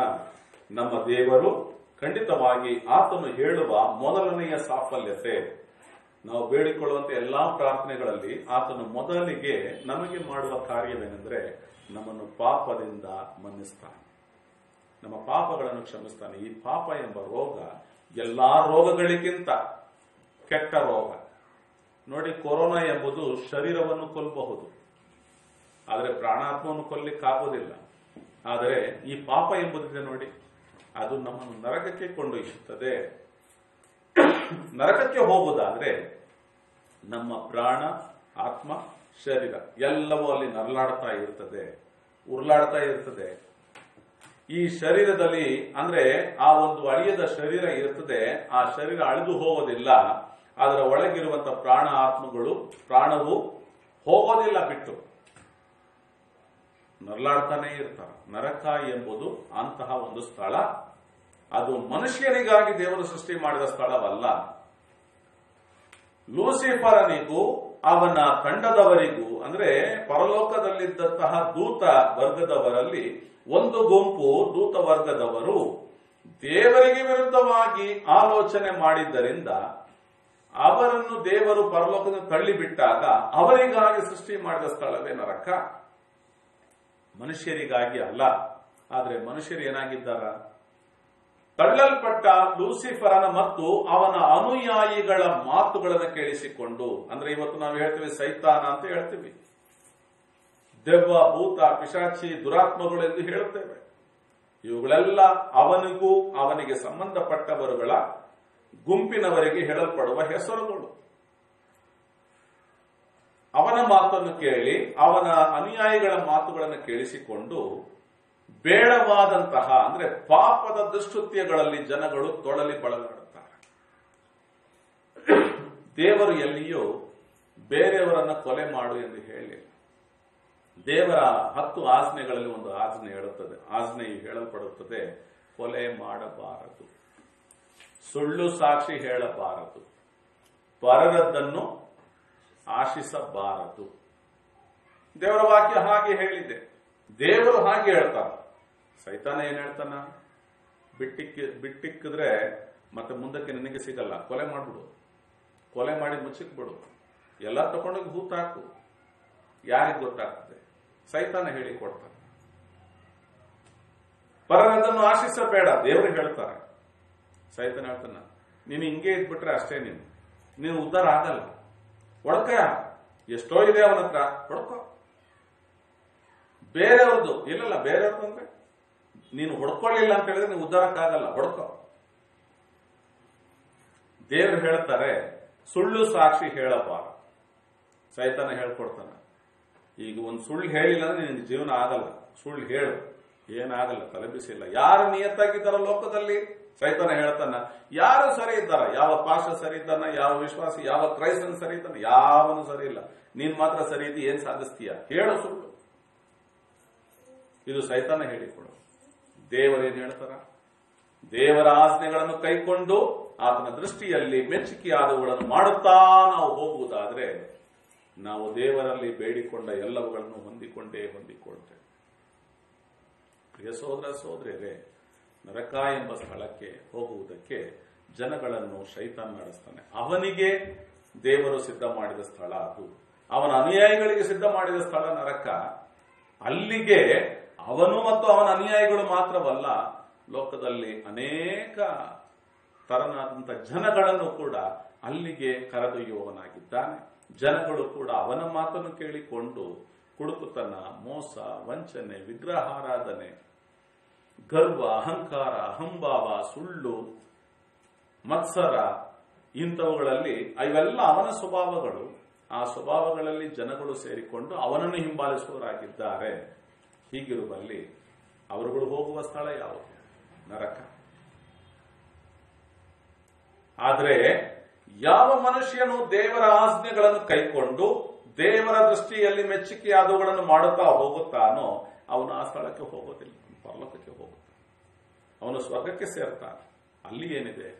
ಅಲ್ಲಿ ಬೆಂಕಿ ಗಂಧಕಗಳು ಉರಿಯುತ್ತಾ ಇರೋದಿಲ್ಲ, ಅಲ್ಲಿ ನರಳಾಟ ಇರೋದಿಲ್ಲ, ಅಲ್ಲಿ ಕೂಗಾಟ ಇರೋದಿಲ್ಲ, ಅಲ್ಲಿ ಕಾಯಿಲೆ ಇರೋದಿಲ್ಲ, ಅಲ್ಲಿ ಜೀವನದ ಜಂಜಾಟವೂ ಇರೋದಿಲ್ಲ. ದೇವರು ಅಲ್ಲಿ ಹೋಗುವಂತಹ ಜನರ ರೂಪವನ್ನು ಮಹಿಮೆಯ ರೂಪಗಳನ್ನಾಗಿ ಮಾರ್ಪಡಿಸುತ್ತಾನೆ. ಸ್ವರ್ಗ ಎಂಬುದರ ಜೀವನವೇ ಈ ಲೋಕದಲ್ಲಿದ್ದ ಹಾಗಿನ ಜೀವನವಲ್ಲ. ಅದು ದೇವರ ದೂತರುಗಳ ಹಾಗೆ ಇರ್ತೇವೆ ನಾವು. ಅಲ್ಲಿ ಎಂದಿಗೂ ಕಣ್ಣೀರಿರದು, ಅಲ್ಲಿ ಎಂದಿಗೂ ದುಃಖವಿರದು, ಅಲ್ಲಿ ಎಂದಿಗೂ ವ್ಯಾಧಿಗಳು, ಬಾಧೆಗಳಿರದು, ಅಲ್ಲಿ ಎಂದಿಗೂ ಕುಟುಂಬದ ಜಂಜಾಟಗಳು ನಮ್ಮನ್ನು ಅಲ್ಲಿ ಜಂಜಾಡಿಸವು. ಅದುವೇ ಸ್ವರ್ಗ ಜೀವನ. ನೋಡುವಾಗ ನಮ್ಮ ದೇಶದ ಜನತೆಗಾಗಿ ನಾವು ಪ್ರಾರ್ಥನೆ ಮಾಡೋಣ. ಇಂದು ಈ ವಾಕ್ಯಗಳನ್ನ ಕೇಳಿಸಿಕೊಂಡಂತಹ ನಿಮ್ಮಲ್ಲಿ ಈ ವಿಷಯಗಳು ಸ್ಪಷ್ಟವಾಗಿ ಗುರುತಾಗದಿದ್ರೆ ನೀವು ಸಂಪರ್ಕಿಸಬಹುದು. ಫೋನ್ನಲ್ಲಿ ಸಂಪರ್ಕಿಸ್ರಿ, ಅಥವಾ ಹೆಚ್ಚುವರಿಯಾದ ವಾಕ್ಯಗಳು ನಿಮಗೆ ಯೂಟ್ಯೂಬ್ ಚಾನಲ್ ಅಲ್ಲಿಯೂ ಮತ್ತು ಇದೇ ಫೇಸ್ಬುಕ್ನ ಈ channel Immanuel Aman ministry channel ಅಲ್ಲೂ ಸಿಗ್ತದೆ. ಅವುಗಳನ್ನು ಹೆಚ್ಚಾಗಿ ತಿಳ್ಕೊಳ್ರಿ. ನಿಮ್ಮಲ್ಲಿ ಬೈಬಲ್ಗಳು ಮೊಬೈಲ್ನಲ್ಲೇ ಆಂಡ್ರಾಯ್ಡ್ ಮೊಬೈಲ್ಗಳು ಇರೋದಾದ್ರೆ ಮೊಬೈಲ್ನಲ್ಲೇ ಬೈಬಲ್ಗಳನ್ನು ಇನ್ಸ್ಟಾಲ್ ಮಾಡ್ಕೋಬಹುದು. ಅದರಲ್ಲಿ ನೀವು ವಾಕ್ಯಗಳನ್ನ ಓದ್ಕೋಬಹುದು. ಹೆಚ್ಚುವರಿಯಾದ ತಿಳುವಳಿಕೆ ನಿಮಗೆ ಬೇಕಾಗಿದ್ದಲ್ಲಿ, ಹೆಚ್ಚುವರಿಯಾದ ಮಾಹಿತಿ ಬೇಕಾದಲ್ಲಿ ಸಂಪರ್ಕಿಸಬಹುದು. ಹುಡುಕಿದರೆ ಸಿಗ್ತದೆ, ಖಂಡಿತವಾಗಿ. ಹುಡುಕದೇ ಇರುವವರಿಗೆ ಸಿಕ್ಕಲಾರದು. ಹೀಗಿರುವಲ್ಲಿ ಇದುವೇ ಮೊದಲನೇ ಬಾರಿ ಕೇಳಿಸಿಕೊಳ್ಳುತ್ತಿರುವುದಾದ್ರೆ ದಯವಿಟ್ಟು ದೇವರ ಮುಖದ ಕಡೆಗೆ, ದೇವರ ಕಡೆಗೆ ತಿರುಗಿಕೊಳ್ಳುವುದಾದ್ರೆ ದೇವರು ನಿಮ್ಮನ್ನು ನಿಮ್ಮ ಪಾಪಗಳಿಂದ ಮನ್ನಿಸಿ ನಿಮ್ಮ ಬಾಧೆಗಳಿಂದ ನಿಮಗೆ ಬಿಡುಗಡೆ ಕೊಡ ಶಕ್ತನಿದ್ದಾನೆ. ಆ ಕಲ್ವರಿ ಶಿಲುಬೆಯಲ್ಲಿ ಕರ್ತನಾದ ಯೇಸು ಕ್ರಿಸ್ತನು 2000 ವರ್ಷಗಳ ಮೊದಲು ತನ್ನ ಪ್ರಾಣವನ್ನೇ ತ್ಯಾಗ ಮಾಡಿದ ಉದ್ದೇಶವೇನೆಂದರೆ ನನ್ನ ಮತ್ತು ನಿಮ್ಮ ಪಾಪ ಅಕ್ರಮಗಳಿಂದ ನನ್ನನ್ನು ನಮ್ಮನ್ನು ಬಿಡಿಸುವುದಕ್ಕಾಗಿ ಆತನು ಶಿಲುಬೆಯಲ್ಲಿ ತನ್ನ ಪ್ರಾಣವನ್ನು ತ್ಯಾಗ ಮಾಡಿದ. ಹೀಗಿರುವಲ್ಲಿ ಯಾರ್ಯಾರು ಈ ಮೊದಲೇ ಕೇಳಿಸಿಕೊಂಡವರಾಗಿರ್ತೀರೋ ಅಥವಾ ರಕ್ಷಣೆ ಹೊಂದಿರ್ತೀರೋ, ರಕ್ಷಣೆ ಹೊಂದಿರುವಂತವರು ಪ್ರಾರ್ಥನೆ ಮಾಡ್ರಿ. ರಕ್ಷಣೆ ಹೊಂದದೇ ಇರುವಂತವರು ರಕ್ಷಣೆಗಾಗಿ ಪ್ರಾರ್ಥನೆ ಮಾಡಿಕೊಳ್ಳಿ. ಇದೇ ಮೊದಲನೇ ಬಾರಿಗೆ ಕೇಳಿಸಿಕೊಳ್ಳುತ್ತಿರುವಂತವರು ದೇವರ ಕಡೆಗೆ ತಿರುಗಿಕೊಳ್ಳ್ರಿ. ದೇವರು ನಿಮ್ಮ ಕೈಯ ಕೆಲಸಗಳನ್ನು ಸಾಫಲ್ಯಪಡಿಸುವುದಕ್ಕೆ ಆತನಿಟ್ಟಿರುವ ನಿಬಂಧನೆಗಳನ್ನು ಪರಿಪಾಲನೆ ಮಾಡಿ ಆತನು ಕೊಡುವ ಆಶೀರ್ವಾದಗಳನ್ನು ಉಚಿತವಾಗಿ ಪಡೆದುಕೊಳ್ಳೋಣ. ಪ್ರಿಯರೇ, ನಾವು ಕಣ್ಣುಗಳನ್ನು ಮುಚ್ಚೋಣ, ಪ್ರಾರ್ಥನೆ ಮಾಡೋಣ. ನಮ್ಮನ್ನು ಅತ್ಯಧಿಕವಾಗಿ ಪ್ರೀತಿ ಮಾಡಿದ ನಮ್ಮ ಪರಲೋಕದ ಪರಿಶುದ್ಧ ತಂದೆಯಾದ ದೇವರೇ, ನಮ್ಮ ಕರ್ತನಾದ ಯೇಸು ಕ್ರಿಸ್ತನ ನಾಮದಲ್ಲಿ ನಿಮ್ಮನ್ನು ವಂದಿಸ್ತೇವೆ. ತಂದೆಯೇ, ಹೌದು, ನೀವು ನಿಮ್ಮ ವಾಕ್ಯದಲ್ಲಿ ತಿಳಿಸಿದ್ದೀರಿ, ನಿಬಂಧನೆಗಳಿಲ್ಲದೆ ಸಾಫಲ್ಯತೆಯು ನಮ್ಮ ಜೀವನದಲ್ಲಿ ಬರಲಾರದು. ಕರ್ತನೆ, ರಕ್ಷಣೆ ಎಂಬುದಕ್ಕೂ ಕೂಡ ನಮಗೆ ನಂಬಿಕೆ ಬೇಕೇ ಬೇಕು. ಆ ನಂಬಿಕೆಯನ್ನು ಹುಟ್ಟಿಸುವಾತ ನೀನಾಗಿದ್ದಿ. ಹೀಗಿರುವಲ್ಲಿ ನಿಮ್ಮ ಕಡೆಗೆ ತಿರುಗಿಕೊಂಡು ನಾವು ಬೇಡಿಕೊಳ್ಳುತ್ತಿರುವಾಗಲೇ ನಮಗೆ ನಂಬಿಕೆಯನ್ನು ಹುಟ್ಟಿಸುವ ದೇವರಾಗಿದ್ದೀರಿ, ಅದನ್ನು ಪೂರೈಸುವ ದೇವರು ಆಗಿದ್ದೀರಿ. ಮಾತ್ರವಲ್ಲದೆ ನಿಮ್ಮ ಕೃಪೆಯಿಂದಲೇ ನಮಗೆ ರಕ್ಷಣೆಯನ್ನು ಬಾಧ್ಯವಾಗಿ ಕೊಡುವ ದೇವರು. ಅದು ನಮ್ಮ ಕ್ರಿಯೆಗಳಿಂದ ಆದದ್ದಲ್ಲ ಕರ್ತನೆ, ಅದು ಉಚಿತಾರ್ಥವಾಗಿ ನೀವು ಕೊಡುವ ದಾನವಾಗಿದೆ ಎಂಬುದಾಗಿ ನಿಮ್ಮ ವಾಕ್ಯವು ತಿಳಿಸುತ್ತದೆ. ಕರ್ತನೆ, ರಕ್ಷಣೆಗೆ ನಮಗೆ ನಾವು ಬೆಲೆ ಕಟ್ಟಲು ಸಾಧ್ಯವಿಲ್ಲ. ಕರ್ತನೆ, ನಿಮ್ಮಿಂದ ಒಂದು ಕಾರ್ಯವನ್ನು ಸಾಧಿಸುವುದಕ್ಕೆ ನಾವು ಯಾವುದು ಬೆಲೆಯನ್ನು ತರಲು ಸಾಧ್ಯವಿಲ್ಲ ಕರ್ತನೆ. ಆದರೆ ನಿಮ್ಮ ಬಳಿಗೆ ನಾವು ಬೇಡಿಕೊಳ್ಳುವರಾಗಿದೆ. ವಾಕ್ಯಗಳು ನಮಗೆ ತಿಳಿಸಿವೆ, ಪೂರ್ಣ ಹೃದಯದಿಂದ ನಿಮ್ಮನ್ನು ಹುಡುಕುವುದಾದರೆ ನಿಮ್ಮನ್ನು ಕಂಡುಕೊಳ್ಳಲಿಕ್ಕೆ ಸಾಧ್ಯ ಎಂಬುದಾಗಿ ನೀವು ನಿಮ್ಮ ವಾಕ್ಯದ ಮೂಲಕ ನಮಗೆ ತಿಳಿಸಿದ್ದೀರಿ. ನಂಬಿಕೆಯಿಂದ ಬೇಡಿಕೊಳ್ಳುವುದಾದರೆ ಖಂಡಿತವಾಗಿ ಅದನ್ನು ಹೊಂದಿಕೊಳ್ಳುವಿರಿ ಎಂಬುದಾಗಿ ನೀವು ವಾಗ್ದಾನ ಮಾಡಿದ್ದೀರಿ. ನೀತಿವಂತಿಕೆಯಿಂದ ನೀವು ನಿಂತುಕೊಳ್ಳುವುದಾದರೆ ನಿಮ್ಮ ಪ್ರಾರ್ಥನೆಯು ಬಹು ಫಲಕಾರಿಯಾಗಿರುತ್ತದೆ ಎಂಬುದರ ವಿಷಯವನ್ನು ನಮಗೆ ನಿಮ್ಮ ವಾಕ್ಯದ ಮೂಲಕ ಪ್ರಕಟಪಡಿಸಿದೆ.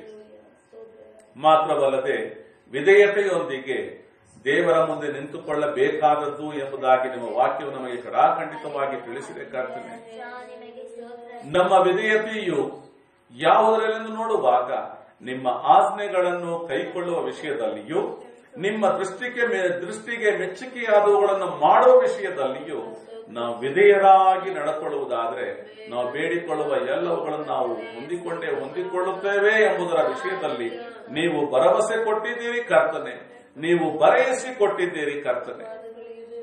ವಾಕ್ಯಗಳ ಪ್ರಕಾರದಲ್ಲಿ ನಾವು ನಂಬುತ್ತೇವೆ ಕರ್ತನೆ. ಈಗೋ ನಮ್ಮ ಭಾರತ ದೇಶವನ್ನು ನಿಮ್ಮ ಕೈಗಳಿಗೆ ಒಪ್ಪಿಸಿಕೊಡುತ್ತೇವೆ ಕರ್ತನೆ. ನಮ್ಮ ದೇಶದ ಜನತೆಯನ್ನು, ನಮ್ಮ ಕರ್ನಾಟಕ ರಾಜ್ಯದ ಕನ್ನಡ ಜನತೆಯನ್ನು ನಿಮ್ಮ ಕೈಗಳಿಗೆ ಒಪ್ಪಿಸಿಕೊಡುತ್ತೇವೆ. ಭಾರತ ದೇಶವು ಇಂದು ಭಯಂಕರವಾದ ಪರಿಸ್ಥಿತಿಗೆ ಒಳಗೂ ಹೋಗುತ್ತಾ ಇದೆ ಕರ್ತನೆ. ಎಲ್ಲಿ ನೋಡಿದ್ರು ಆರ್ಥಿಕ ಬಿಕ್ಕಟ್ಟು, ಎಲ್ಲಿ ನೋಡಿದ್ರು ಕಾಯಿಲೆಗಳು, ಬಲಹೀನತೆಗಳು, ಸಾವು ನೋವುಗಳಲ್ಲಿ ತೊಡಲಿ ಬಳಲಾಡುತ್ತಿದ್ದಾರೆ ನನ್ನ ದೇಶದ ಜನತೆಯು ಕರ್ತನೆ. ಮೂಢನಂಬಿಕೆಗಳಲ್ಲಿ ಜನಗಳು ಬಳಲಿ ಹೋಗುತ್ತಲಿದ್ದಾರೆ. ದೇವರೇ, ನನ್ನ ದೇಶದ ಜನತೆಯು ಕೆಲಸವಿಲ್ಲದೆ ಬಳಲಿ ಹೋಗುವ ಜನತೆ ಎಷ್ಟೋ ಜನ ಕರ್ತನೆ. ಆಯಾ ದಿವಸಕ್ಕೆ ಬೇಕಾಗುವ ಅನ್ನ ಆಹಾರಕ್ಕೂ ತೊಡಲಿ ಬಳಲುವಂತಹ ಜನಗಳು ಅವರ ಪರಿಸ್ಥಿತಿ ನಿಗೂಢವಾಗ್ಬಿಟ್ಟಿದೆ ಕರ್ತನೆ. ಹೀಗಿರುವಲ್ಲಿ ನನ್ನ ದೇಶದ ಜನತೆಗೆ ಕನಿಕರಿಸರಿ ಅಪ್ಪ. ನನ್ನ ದೇಶದ ಜನತೆಯ ಮೇಲೆ ದಯೆ ತೋರಿಸು. ಅಂದು ಅಬ್ರಹಾಮನಿಗೆ ದಯೆ ತೋರಿಸಿದ ಕರ್ತನೆ ಇಂದು ನನ್ನ ಭಾರತ ದೇಶದ ಜನತೆಯ ಮೇಲೆ ಕನಿಕರಿಸಿ ನಮ್ಮನ್ನು ರಕ್ಷಿಸಿದ ಕರ್ತನು ನಮ್ಮ ದೇಶದ ಜನತೆಯನ್ನು ಕೂಡ ರಕ್ಷಿಸಲಿ. ಅವರ ಪಾಪದ ಬಂಧನಗಳಿಂದ ಅವರನ್ನು ಬಿಡುಗಡೆ ಮಾಡಿ. ಅವರ ಮೇಲೆ ಬಿಡಲ್ಪಟ್ಟ ಶಾಪಗಳು, ಮೂದಾದಿಯರು, ಕಳ್ಳು ಬಳ್ಳಿಗಳು ಬಿಟ್ಟ ಶಾಪಗಳು, ಲೋಕದ ಜನಗಳು ಬಿಟ್ಟ ಶಾಪಗಳಿಂದ ಆ ಜನರನ್ನು ಬಿಡುಗಡೆ ಮಾಡಿದ ಕರ್ತನೆ. ಅವರುಗಳನ್ನು ಹಿಡಿದಿರುವ ಪಿಡುಗುಗಳಿಂದ ಅವರುಗಳನ್ನು ಬಿಡುಗಡೆ ಮಾಡಿ. ಎಲ್ಲದಕ್ಕಿಂತ ವಿಶೇಷವಾಗಿ ಅವರ ಪಾಪಗಳಿಂದ ಅವರನ್ನು ಮನ್ನಿಸಿ ಬಿಡುಗಡೆ ಕೊಡಿರಿ ಕರ್ತನೆ. ನನ್ನ ಕರ್ನಾಟಕ ರಾಜ್ಯದ ಕನ್ನಡ ಜನತೆಯನ್ನು ನಿಮ್ಮ ಕೈಗಳಿಗೆ ಒಪ್ಪಿಸಿಕೊಡುತ್ತೇನೆ. ನನ್ನ ಕರ್ನಾಟಕ ರಾಜ್ಯದ ಜನತೆಯನ್ನು ನೀವು ಕನಿಕರಿಸರಿ ಕರ್ತನೆ. ನಮ್ಮನ್ನು ಕನಿಕರಿಸಿದ ಕರ್ತನು ನಮ್ಮ ಕರ್ನಾಟಕ ರಾಜ್ಯವನ್ನು ಕನಿಕರಿಸಬೇಕಾಗಿ ಬೇಡಿಕೊಳ್ಳುತ್ತೇವೆ. ನನ್ನ ರಾಜ್ಯದ ಜನತೆಯು ಮೂಢನಂಬಿಕೆಗಳಲ್ಲಿಯೂ, ಅಕ್ರಮಗಳಲ್ಲಿಯೂ, ಅವಿಧೇಯತೆಗಳಲ್ಲಿಯೂ, ಪಾಪಕ್ಕೆ ಸಿಗುವ ಮುಂದಿನ ಸಂಬಳ ಮರಣ ಎಂಬುದರಲ್ಲಿ, ನರಕದ ಯಾತನೆ ಎಂಬುದರ ತಿಳುವಳಿಕೆಯೇ ಇಲ್ಲದೆ ನನ್ನ ರಾಜ್ಯದ ಜನತೆಯು ಮುಂದೆ ಅವರಿಗೆ ಸಿಗಲಿಕ್ಕಿರುವಂತಹ ನರಕದ ಯಾತನೆ ಎಷ್ಟು ಭಯಾನಕವಾದದ್ದು ಎಂಬುದನ್ನು ತಿಳಿಯದೇನೆ ನನ್ನ ರಾಜ್ಯದ ಜನತೆಯು ಪಾಪ ಅಕ್ರಮದಲ್ಲಿ ಓಡುತ್ತಾ ಇದ್ದಾರೆ ಕರ್ತನೆ. ಕರ್ತನೆ, ನಮ್ಮ ಮನೋನೇತ್ರವನ್ನು ತರೆಯ ಮಾಡಿದ ದೇವರು, ನಮ್ಮನ್ನು ಎಚ್ಚರಿಸಿದ ದೇವರು, ನಮಗೆ ವಾಕ್ಯದ ಪರಿಜ್ಞಾನವನ್ನು ಕೊಟ್ಟ ದೇವರು, ನಮಗೆ ಸ್ವರ್ಗ ನರಕ ಎಂಬುದರ ತಿಳುವಳಿಕೆಯ ಅರುಹನ್ನು ಹುಟ್ಟಿಸಿದ ದೇವರು, ಸತ್ಯ ದೇವರಾಗಿರುವ ಯೇಸುವ ಮಶೀಕನ ಪ್ರೀತಿ ವಾತ್ಸಲ್ಯಗಳು ಎಷ್ಟು ವಿಶೇಷವಾಗಿದೆ ಎಂಬುದನ್ನು ನಮಗೆ ಪ್ರಕಟಪಡಿಸಿದ ದೇವರು, ನಮ್ಮ ರಾಜ್ಯದ ಜನತೆಗೆ ಕೂಡ ಕನಿಕರಿಸು. ನಮ್ಮ ರಾಜ್ಯದ ಜನತೆಗೂ ಕೂಡ ಪ್ರಕಟಪಡಿಸಿ ನಿಮ್ಮಲ್ಲಿ ಬೇಡಿಕೊಳ್ಳುತ್ತೇವೆ. ನಮ್ಮನ್ನು ರಕ್ಷಿಸಿದ ಕರ್ತನೆ, ನಮ್ಮ ಕರ್ನಾಟಕ ರಾಜ್ಯ ಜನತೆಯನ್ನು ಕೂಡ ರಕ್ಷಿಸಿರಿ. ಅವರ ಪಾಪಗಳಿಂದ ಅವರುಗಳನ್ನು ಬಿಡುಗಡೆ ಮಾಡಿರಿ ಕರ್ತನೆ. ನಿನ್ನ ಬರೋಣವು ಬಹಳ ಹತ್ತಿರದಲ್ಲಿರುವುದರಿಂದ ನಿನ್ನ ಬರೋಣಕ್ಕೆ ಮುನ್ನ ನನ್ನ ದೇಶದ ಜನತೆಯನ್ನು ನಿಮ್ಮ ಕಡೆಗೆ ತಿರುಗಿಸಿಕೊಳ್ಳಬೇಕಾಗಿ ಬೇಡಿಕೊಳ್ಳುತ್ತೇವೆ. ಈ ವಾಕ್ಯಗಳನ್ನು ಈವರೆಗೆ ಯಾರೆಲ್ಲ ಕೇಳಿಸಿಕೊಂಡು ನೀನು ಧ್ಯಾನಿಸಿದ್ದ ಅವರನ್ನು, ಅವರ ಕುಟುಂಬಗಳು ನಿಮ್ಮ ಕೈಗಳಿಗೆ ಒಪ್ಪಿಸಿಕೊಡುತ್ತೇವೆ. ನನ್ನ ದಾಸರ ಮಾತಿಗೆ ಗೌರವಿಸುತ್ತೇನೆ ಹೇಳಿದ ಕರ್ತನೆ, ಇಗೋ ಈ ಅಲ್ಪ ದಾಸ, ಈ ಚಿಕ್ಕವನಾಗಿರುವ ಈ ಕೆಲಸಗಾರ ನಿಮ್ಮಲ್ಲಿ ಬೇಡಿಕೊಳ್ಳುತ್ತೇನೆ. ದಯವಿಟ್ಟು ಅವರನ್ನು, ಅವರ ಕುಟುಂಬಗಳನ್ನು ನಿಮ್ಮ ಕೃಪೆಯಲ್ಲಿ ಮುಚ್ಚಿ ಮರೆಮಾಚಿರೆಂದು ಬೇಡಿಕೊಳ್ಳುತ್ತೇನೆ. ಕನಿಕರಿಸಿ ನಿಮ್ಮ ನಾಮವನ್ನು ಮಹಿಮೆಪಡಿಸಿಕೊಳ್ಳಿರಿ. ನಮ್ಮ ಕರ್ತನ ಮುದ್ದುವಡೆಯೂ ಆಗಿರುವ ಯೇಸು ಕ್ರಿಸ್ತನ ಮುಖಾಂತರ ಎಲ್ಲವನ್ನು ಬೇಡಿ ಹೊಂದಿದ್ದೇವೆ ನಮ್ಮ ಪರಿಶುದ್ಧ ತಂದೆ. ನನ್ನ ಮನವೇ ಯೆಹೋವನನ್ನು ಕೊಂಡಾಡು, ನನ್ನ ಸರ್ವೇಂದ್ರಿಯಗಳ ಪವಿತ್ರ ನಾಮವನ್ನು ಕೀರ್ತಿಸು. ನನ್ನ ಮನವೇ ಯೆಹೋವನನ್ನು ಕೊಂಡಾಡು, ಆತನು ಮಾಡಿದ ಉಪಕಾರಗಳಲ್ಲಿ ಒಂದನ್ನು ಮರೆಯದಿರು. ಆಮೆನ್. ಕರ್ತನ ಪರಿಶುದ್ಧವಾದ ಹೆಸರಿನಲ್ಲಿ ನಿಮ್ಮೆಲ್ಲರನ್ನು ವಂದಿಸ್ತೇನೆ. ದೇವರು ನಿಮ್ಮನ್ನು, ನಿಮ್ಮ ಕುಟುಂಬಗಳನ್ನು ಆಶೀರ್ವದಿಸಲಿ.